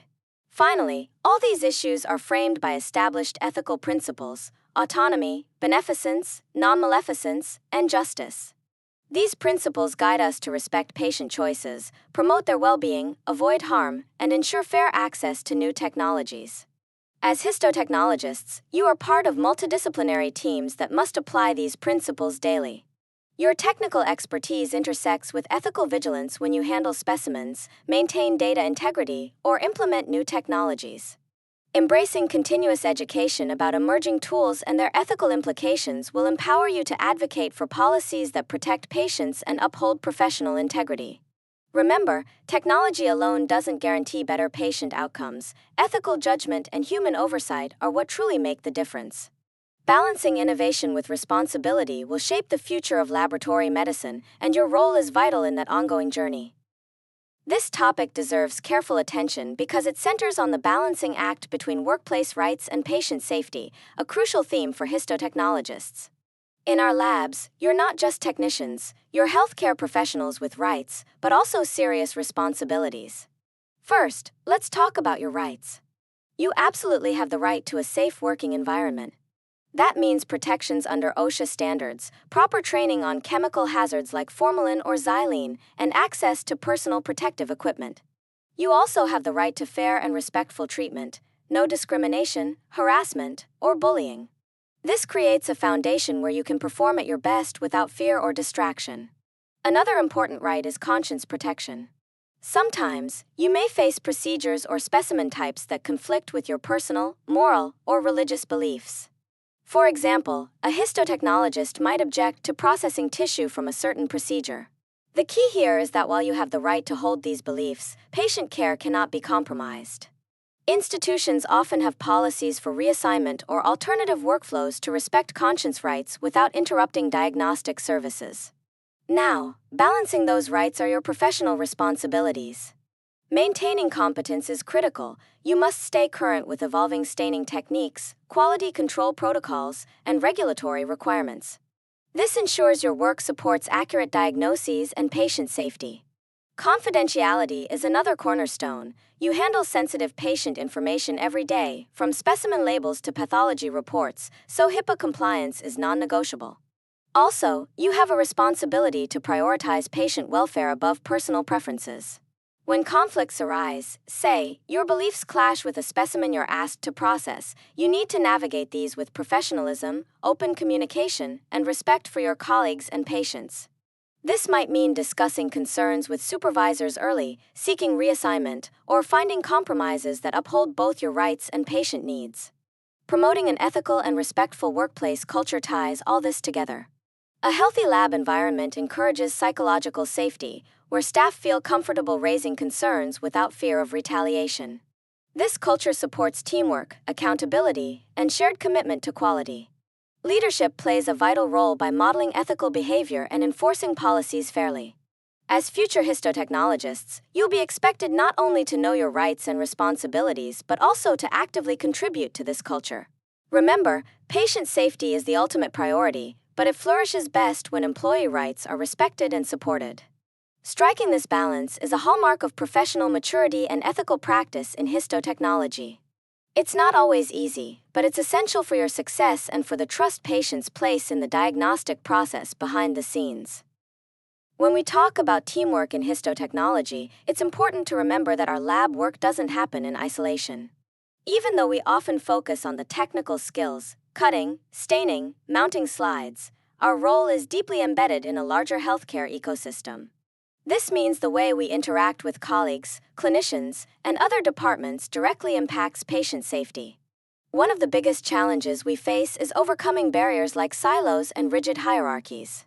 Silos occur when departments or individuals work in isolation, guarding their information or processes, which can lead to misunderstandings, delays, or errors. In histotechnology, this might look like a disconnect between the histology lab and the pathology team, or between lab techs and clinical staff. Breaking down these silos means fostering open channels of communication and collaboration so that everyone shares critical information about specimens, protocols, or concerns promptly. Hierarchy is another barrier that can stifle teamwork. In many labs, there's a clear chain of command, which is necessary for organization, but it can also intimidate junior staff or students from speaking up when they notice a potential problem. This is risky because patient safety depends on everyone feeling empowered to raise concerns, ask questions, or suggest improvements. Building trust and mutual respect is key here. When team members trust each other's competence and intentions, and when respect is mutual regardless of rank, the environment becomes psychologically safe. People are more willing to communicate honestly and collaborate effectively. Effective communication strategies are the glue that holds teamwork together. Tools like SBAR, situation, background, assessment, recommendation, help us deliver clear, concise, and structured messages. This reduces misunderstandings and ensures critical information is passed along accurately. For example, if you notice a mislabeled specimen or an unusual staining artifact, using SBAR to communicate with your supervisor or pathologist helps clarify the issue quickly and professionally. Ultimately, all these efforts, breaking down silos, flattening harmful hierarchies, building trust, and communicating well, enhance patient safety. Even though histotechnologists rarely see patients face-to-face, our work directly influences diagnosis and treatment decisions. Collaboration ensures specimens are handled correctly, quality control is maintained, and results are timely and accurate. Think of teamwork as a neon-lit bridge spanning the gaps that otherwise isolate us, connecting lab teams, clinicians, and patients in a shared mission. Embracing this mindset not only makes you a better coworker but also a stronger advocate for the patients who depend on our expertise behind the scenes. When we talk about leadership in histotechnology, it's easy to think only of managers or supervisors who hold formal titles. But the truth is, leadership starts right where you are, at the bench. Every day, as you prepare slides, handle delicate specimens, or run complex stains, you have the opportunity to lead through your actions and behaviors. This kind of leadership is sometimes called informal leadership or leading from the bench, and it's just as powerful as any official position. Let's break that down. First, influence without formal authority means you don't need a managerial title to impact your lab's culture and outcomes. Your colleagues watch how you handle your work, whether you're meticulous in labeling specimens, careful in following protocols, or honest when something goes wrong. This modeling of integrity and accountability sets a standard. It's about doing the right thing consistently, even when no one is looking. For example, if you notice a near-miss error, a mislabeled slide, or a reagent that's out of date, taking the initiative to report it transparently shows accountability. It builds trust within the team and, most importantly, protects patient safety. Encouraging ethical dialogue is another key aspect. A healthy lab environment is one where questions, concerns, and even disagreements about quality or safety aren't just tolerated, they're welcomed. When you foster open communication, you help create a culture where people feel safe speaking up. This psychological safety is crucial because it leads to early detection of problems and continuous quality improvement. Think about how often errors in histotech labs come from communication breakdowns or unspoken worries. By promoting honest conversations, you help prevent those errors from reaching the diagnostic report. Finally, ethical leadership means actively driving quality and safety improvements. This might look like advocating for updated protocols when you see outdated practices, mentoring new staff on best practices, or suggesting process changes that make the lab safer and more efficient. Leadership is not a title on an org chart, it's influence in action.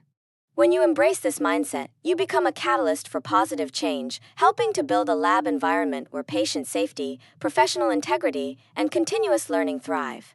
So remember, your leadership starts with every slide you prepare and every ethical choice you make at the bench. Conflict in the histotechnology lab is not just a possibility, it's a certainty at some point in your career. Whether it's a disagreement over workflow, communication breakdowns, or differing opinions on quality control measures, conflicts arise because we're all human and bring unique perspectives to a high-stakes environment. The important takeaway here is that conflict itself isn't the enemy, how we handle it is what matters. That's where the desk model comes in as a powerful, structured tool to guide these challenging conversations. Let's break down desk. First, describe the situation objectively. This means sticking to facts without blame or exaggeration. For example, instead of saying, "You never label slides correctly," you might say, "I noticed that the last 3 slides were missing patient identifiers." This keeps the focus on the issue, not the person. Next, express your feelings or concerns clearly but respectfully. You might say, "I'm worried this could lead to a misdiagnosis, which would affect patient care." This step humanizes the conversation and helps the other person understand the impact. Then, specify what you want to happen differently. Be clear and actionable, like, "Please double-check labeling before sending slides to the pathologist." Finally, explain the consequences, both positive and negative. For example, if we improve labeling, it reduces errors and protects patient safety. If not, it could delay diagnosis and treatment. This frames the issue in terms of outcomes, which is especially important in healthcare settings. Patient safety is the ultimate shared goal that should unite everyone in the lab, even when tensions run high. When you anchor conflict resolution around how the issue affects patients, it shifts the focus from personal disagreements to professional responsibility. This mindset helps reduce defensiveness and encourages collaboration. Remember, maintaining professionalism during conflict means staying calm, respectful, and focused on solutions, even when you feel stressed or frustrated. This approach builds your credibility and fosters trust among colleagues. Over time, consistently applying these strategies strengthens long-term working relationships. You create a lab culture where open communication and mutual respect are the norm, not the exception. This kind of environment supports high-quality, safe histotechnology practice by minimizing errors and promoting teamwork. So, think of conflict resolution skills as just as critical as your technical skills, whether it's mastering a staining protocol or operating the microtome.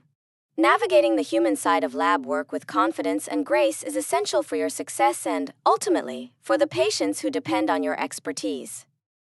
A strong professional response begins with understanding the ethical challenges we face every day in specimen handling, arguably the most critical foundation of histotechnology practice. Think about this. Every specimen you receive carries a patient story, a potential diagnosis, and a treatment plan. If we don't handle it ethically and meticulously, we risk turning that story into a tragedy. First, accurate labeling and tracking are absolutely essential. This isn't just about neat handwriting or barcodes, it's about patient safety. A mislabeled specimen can lead to a misdiagnosis, which might mean the wrong treatment or delayed care. Imagine the consequences if a cancer biopsy is swapped or mixed up. The ethical principle of non-maleficence, do no harm, is front and center here. We must treat every label and identifier as sacred because it's the link between the tissue and the patient's life. Next, avoiding shortcuts is a constant challenge. We all know the pressure to speed up workflow, whether it's due to staffing shortages, urgent cases, or institutional demands. But rushing fixation, skipping verification steps, or neglecting documentation can compromise specimen quality. That's not just poor technique, it's an ethical breach. It violates beneficence, the commitment to act in the patient's best interest, because compromised tissue can lead to inaccurate or inconclusive pathology results. Maintaining the chain of custody and thorough documentation is another pillar of ethical specimen handling. Every step, from accessioning, labeling, fixation, embedding, sectioning, staining, to slide delivery, must be recorded accurately. This traceability ensures accountability and protects against errors or tampering. It also supports legal compliance, which is tightly linked to ethical practice. If something goes wrong, documentation helps us identify where and how and prevents future harm. Finally, always keep in mind the bigger picture. Your work directly impacts patient diagnosis and care. Even though you may never meet the patient, your ethical responsibility is enormous. The tissue you handle today could be the key to saving a life or guiding treatment decisions. Ethical specimen handling means respecting the trust patients place in the healthcare system and upholding your role as a guardian of their health information and biological material. In summary, ethical specimen handling is not just a technical duty, it's a professional and moral commitment. It requires vigilance, integrity, and respect for the patient behind every sample. This is the quiet, behind-the-scenes work that truly saves lives. Let's take a moment to really unpack the ethical use of laboratory data, because this is absolutely central to what we do as histotechnologists. Think of laboratory data as the language we use to communicate critical diagnostic information to clinicians and pathologists. If that language is flawed, through errors, manipulation, or omission, it can lead to misdiagnosis, inappropriate treatment, and ultimately harm the patient. So, the first and most fundamental ethical obligation is ensuring data accuracy and integrity. This means double-checking your work, following protocols precisely, and documenting everything honestly. It's tempting sometimes to adjust or ignore results that don't fit expectations, especially under time pressure, but that's a slippery slope that compromises patient safety and your professional integrity. Next, protecting confidentiality and privacy is a non-negotiable part of ethical data use. Patient information embedded in lab data, whether it's names, medical record numbers, diagnoses, or even images, is considered protected health information, PHI. We are legally and ethically bound to safeguard this information. That means no unauthorized access, no sharing with colleagues who don't need to know, and certainly no posting on social media or personal devices. Even seemingly harmless details can be pieced together to identify a patient, so always apply the minimum necessary rule, only access or share the smallest amount of information needed to do your job. Transparent reporting is another key pillar. If you encounter critical values or unexpected findings, say a tumor marker that's off or a processing artifact that could affect diagnosis, you must report these promptly and clearly. Transparency also means owning up to mistakes or delays. It might feel uncomfortable, but hiding errors only risks patient harm and damages trust within the healthcare team. Being upfront supports a culture of safety and continuous improvement. Finally, avoid any temptation to manipulate or falsify data. This is a serious ethical violation with legal consequences. Whether it's altering stain results, fabricating quality control records, or selectively reporting data, these actions betray the trust patients and colleagues place in us. Remember, our role is not just technical, it's a professional responsibility grounded in honesty, respect for patient rights, and commitment to accurate clinical decision-making.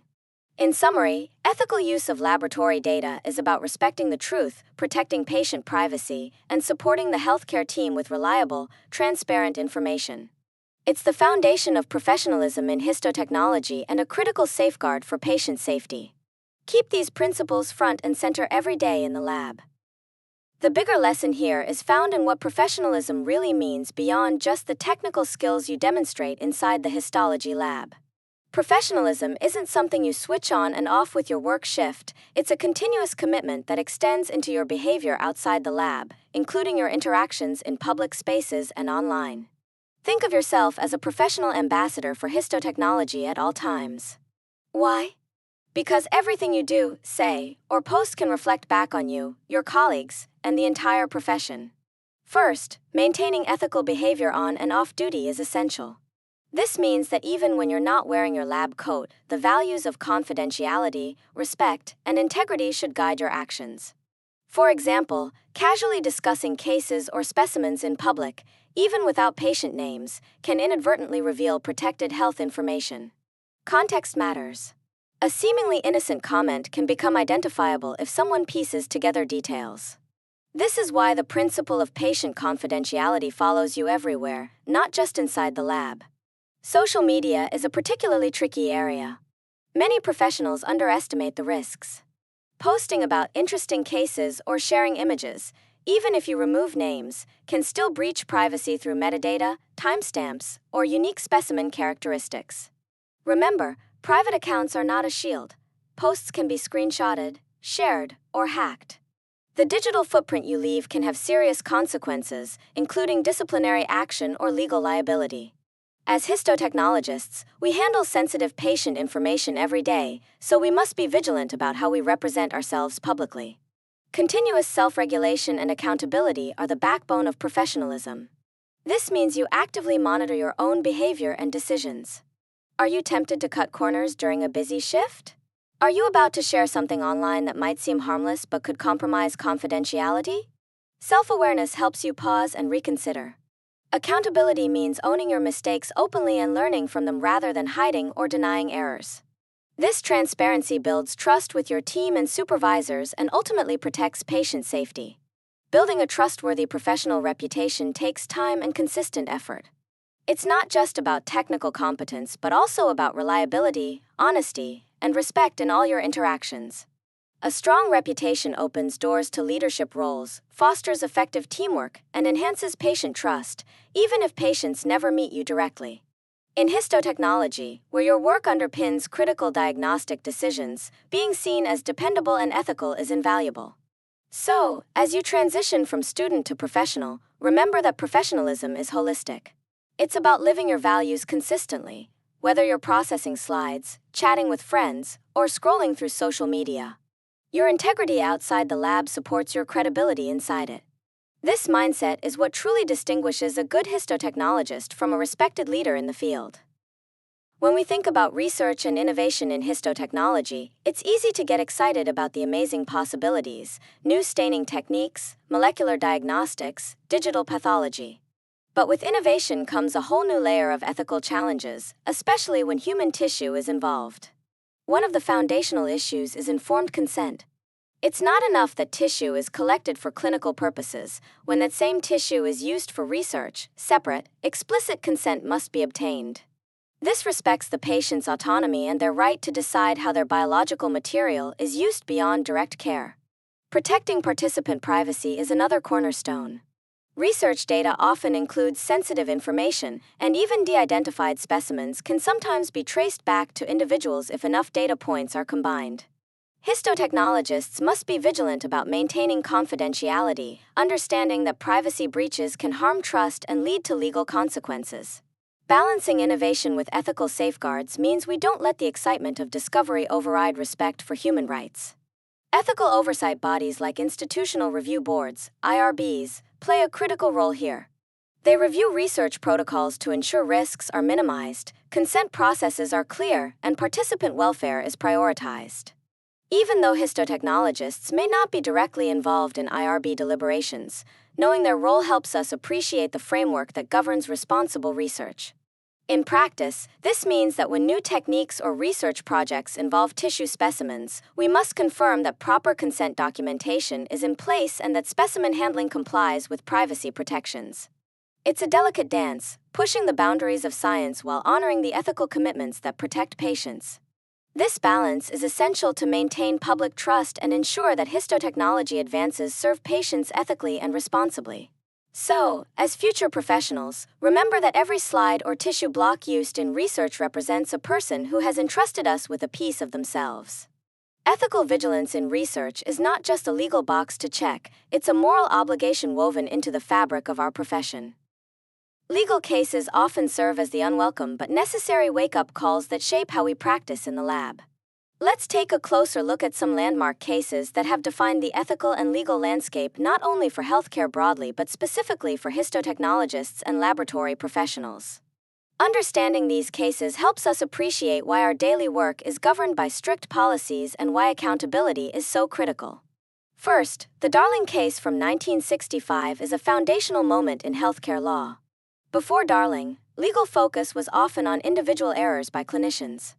But this case established the concept of corporate negligence, holding hospitals accountable for systemic failures, not just the mistakes of one person. It recognized that patient safety depends on the entire healthcare system functioning properly: adequate staffing, proper training, effective policies, and supervision. For us in the histology lab, this means that the institution itself bears responsibility for creating an environment that supports safe, competent work. Our technical skills matter, but so do the culture, standard operating procedures, and quality control programs that the lab leadership puts in place. If the system fails to provide these safeguards, the organization can be held liable for harm caused by those failures. Next, the Vanderbilt incident offers a sobering example of the consequences of concealing errors. In that case, a nurse administered a paralytic agent instead of a sedative, and rather than immediately disclosing the mistake, the hospital attempted to hide it. This cover-up led to tragic patient harm and significant legal repercussions. The lesson here is clear: transparency and prompt error reporting are ethical imperatives. In the histology lab, errors can happen, maybe a mislabeled specimen, a missed fixation step, or a staining artifact. Concealing these mistakes or failing to report them can jeopardize patient safety and expose both the individual and the institution to liability. A culture that encourages openness and learning from errors is essential. Whistleblower protections have evolved through various landmark rulings, recognizing the courage it takes to report unsafe or unethical practices. These laws protect employees who speak up against wrongdoing, even when it's uncomfortable or risky. For histotechnologists, understanding your rights as a whistleblower is crucial. If you witness unsafe practices, falsification of records, or other misconduct, you have both an ethical and legal responsibility to report it. These protections help foster a culture where patient safety and professional integrity come first. Together, these cases have driven significant changes in laboratory policies and accountability frameworks. They reinforce that ethical practice is not just about individual actions but about contributing to a system that prioritizes safety, transparency, and continuous improvement. As you move forward in your careers, keep these lessons in mind. They form the legal and ethical backbone of our work in histotechnology. Our role is not only technical but also deeply tied to patient advocacy and institutional responsibility. This part of the review asks you to think carefully about the ethical challenges that come with the exciting but complex world of emerging lab technologies, especially as they relate to histotechnology.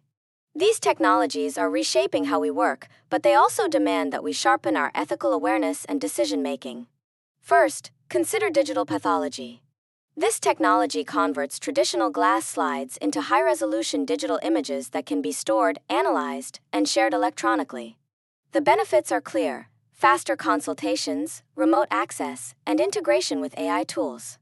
But with these benefits come serious data privacy concerns. Every digital slide is not just an image. It often contains embedded patient information, metadata like patient ID, dates, and clinical notes. This makes it protected health information, PHI, which we are legally and ethically obligated to safeguard.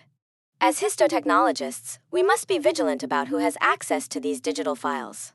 That means following strict protocols such as using secure passwords, encrypting data, logging out of systems when not in use, and never sharing login credentials.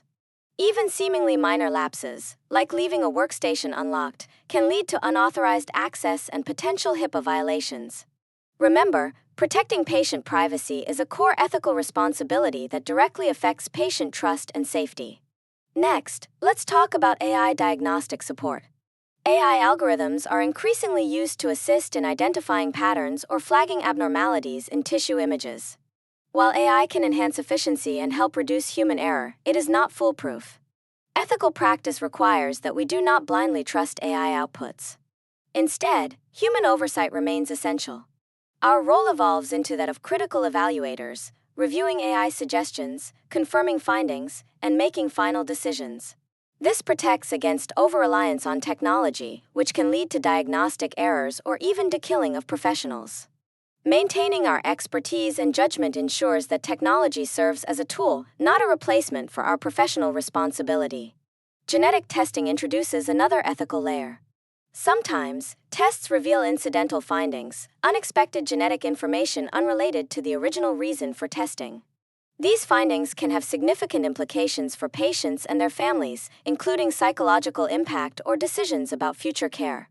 Ethical frameworks help guide how and when to disclose such information, balancing respect for patient autonomy with beneficence and non-maleficence.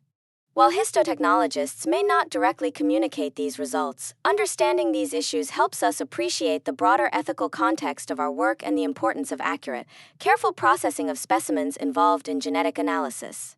Finally, responsible innovation means integrating ethical principles into every step of adopting new technologies. This involves collaborating with multidisciplinary teams, clinicians, IT specialists, ethicists, to ensure regulatory compliance and ongoing evaluation of patient impact. Staying informed about evolving standards and challenges is crucial. As future histotechnologists, embracing this mindset will help us maintain ethical excellence and protect patient welfare in a rapidly changing technological landscape. Remember, technology is a powerful ally, but ethical vigilance is what ensures it truly benefits patients. The practical laboratory question underneath this slide is why building a culture of respect and psychological safety is absolutely essential in histotechnology labs, not just a nice-to-have, but a cornerstone of professional practice.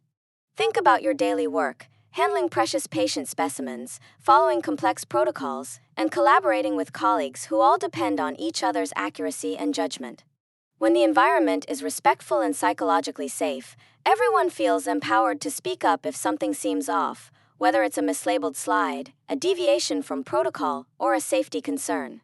This openness is the first line of defense against errors that could harm patients. Encouraging open communication means more than just inviting questions. It requires creating a space where no one fears negative consequences for raising concerns. This is especially important for students and new techs who might hesitate to challenge a senior colleague or admit uncertainty.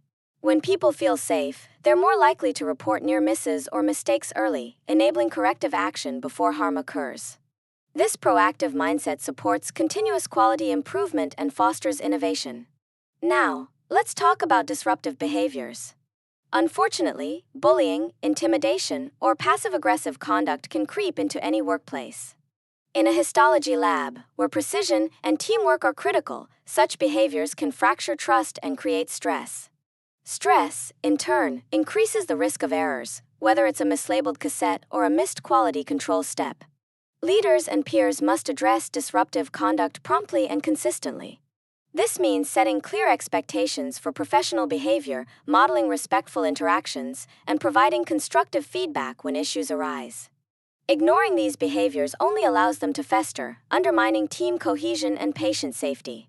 Mutual respect and collaboration go hand in hand.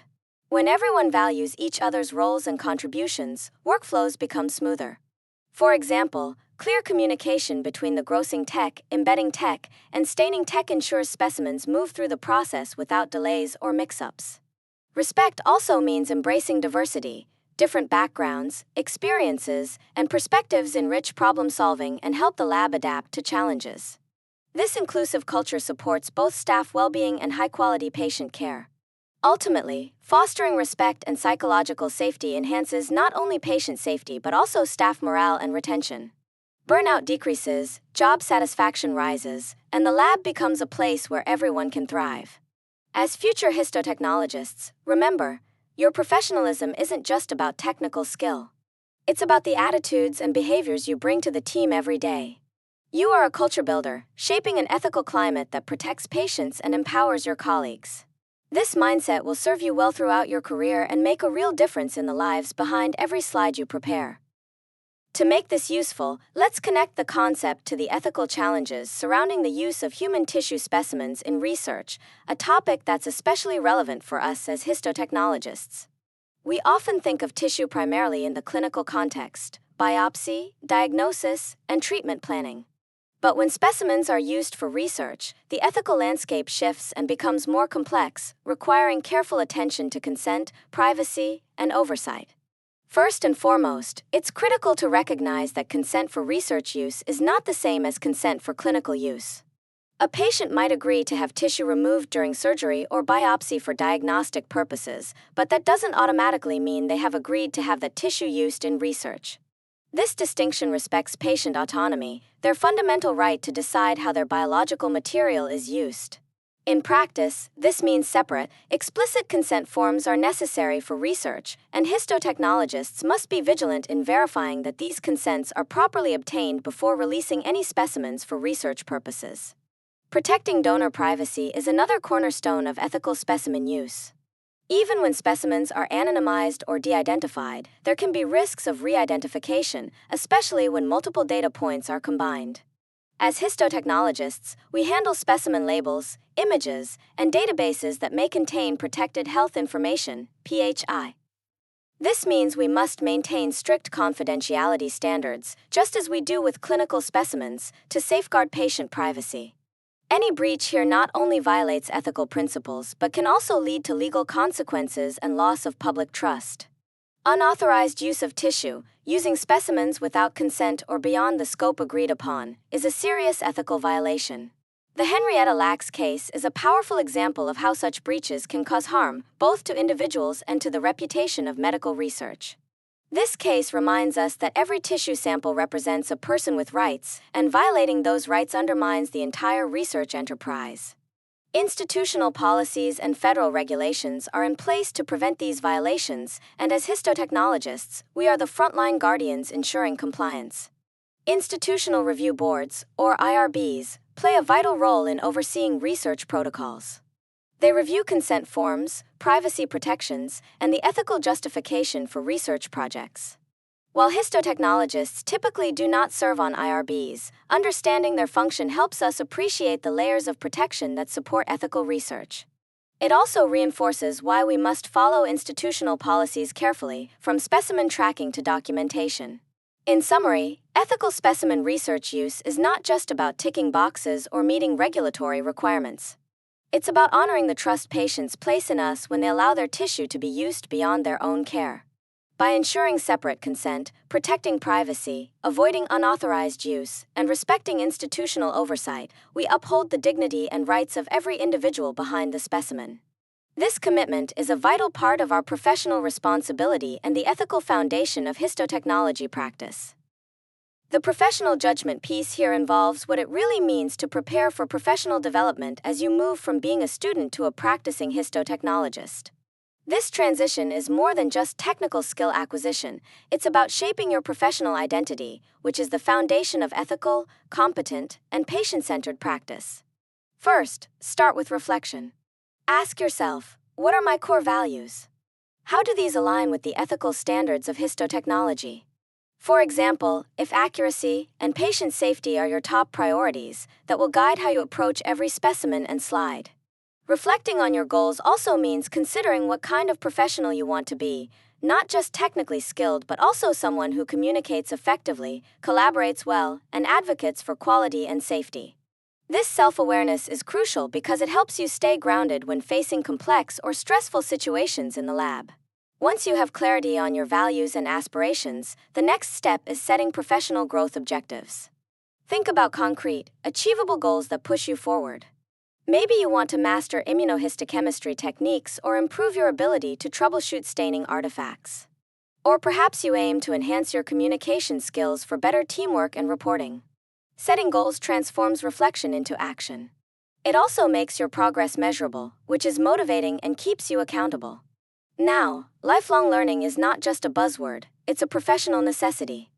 Histotechnology is a rapidly evolving field with new staining methods, digital pathology tools, and molecular diagnostics emerging regularly.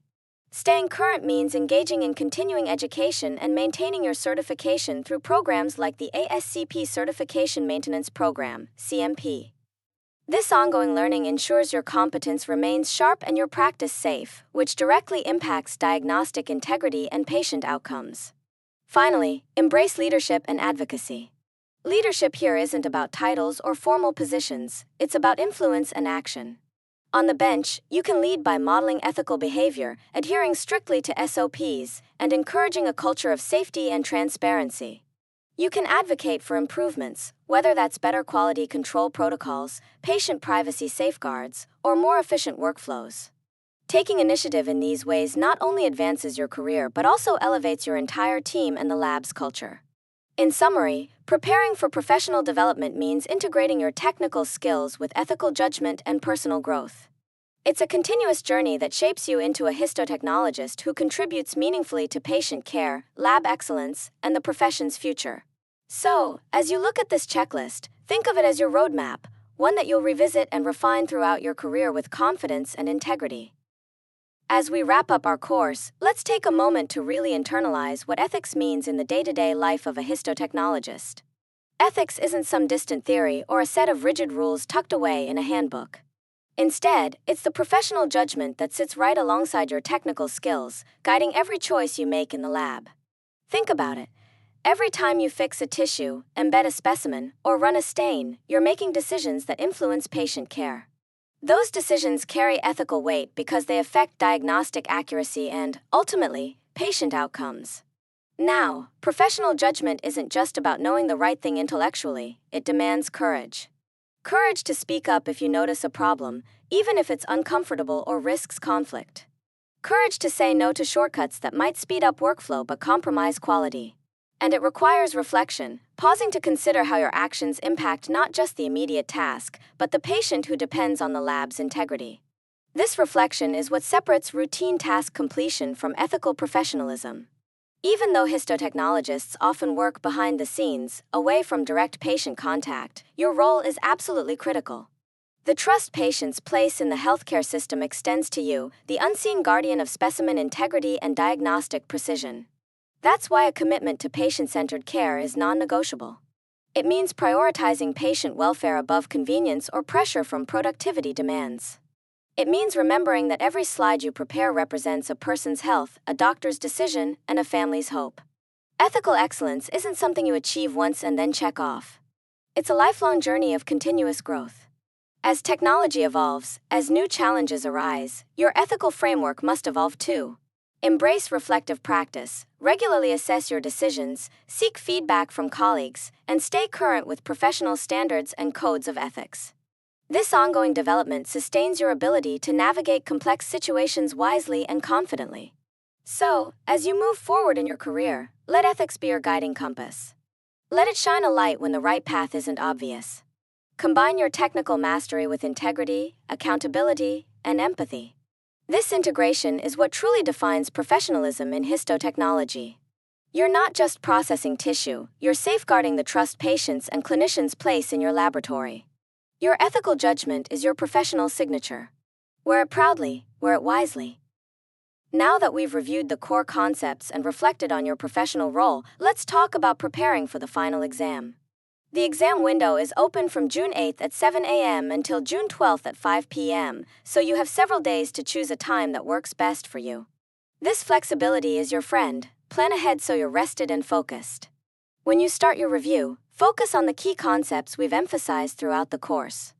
This means really understanding the distinctions between ethics, morality, and law, not just memorizing definitions, but knowing how these ideas shape your decisions in the lab. Remember, ethics is the professional judgment layer that guides you when rules aren't black and white.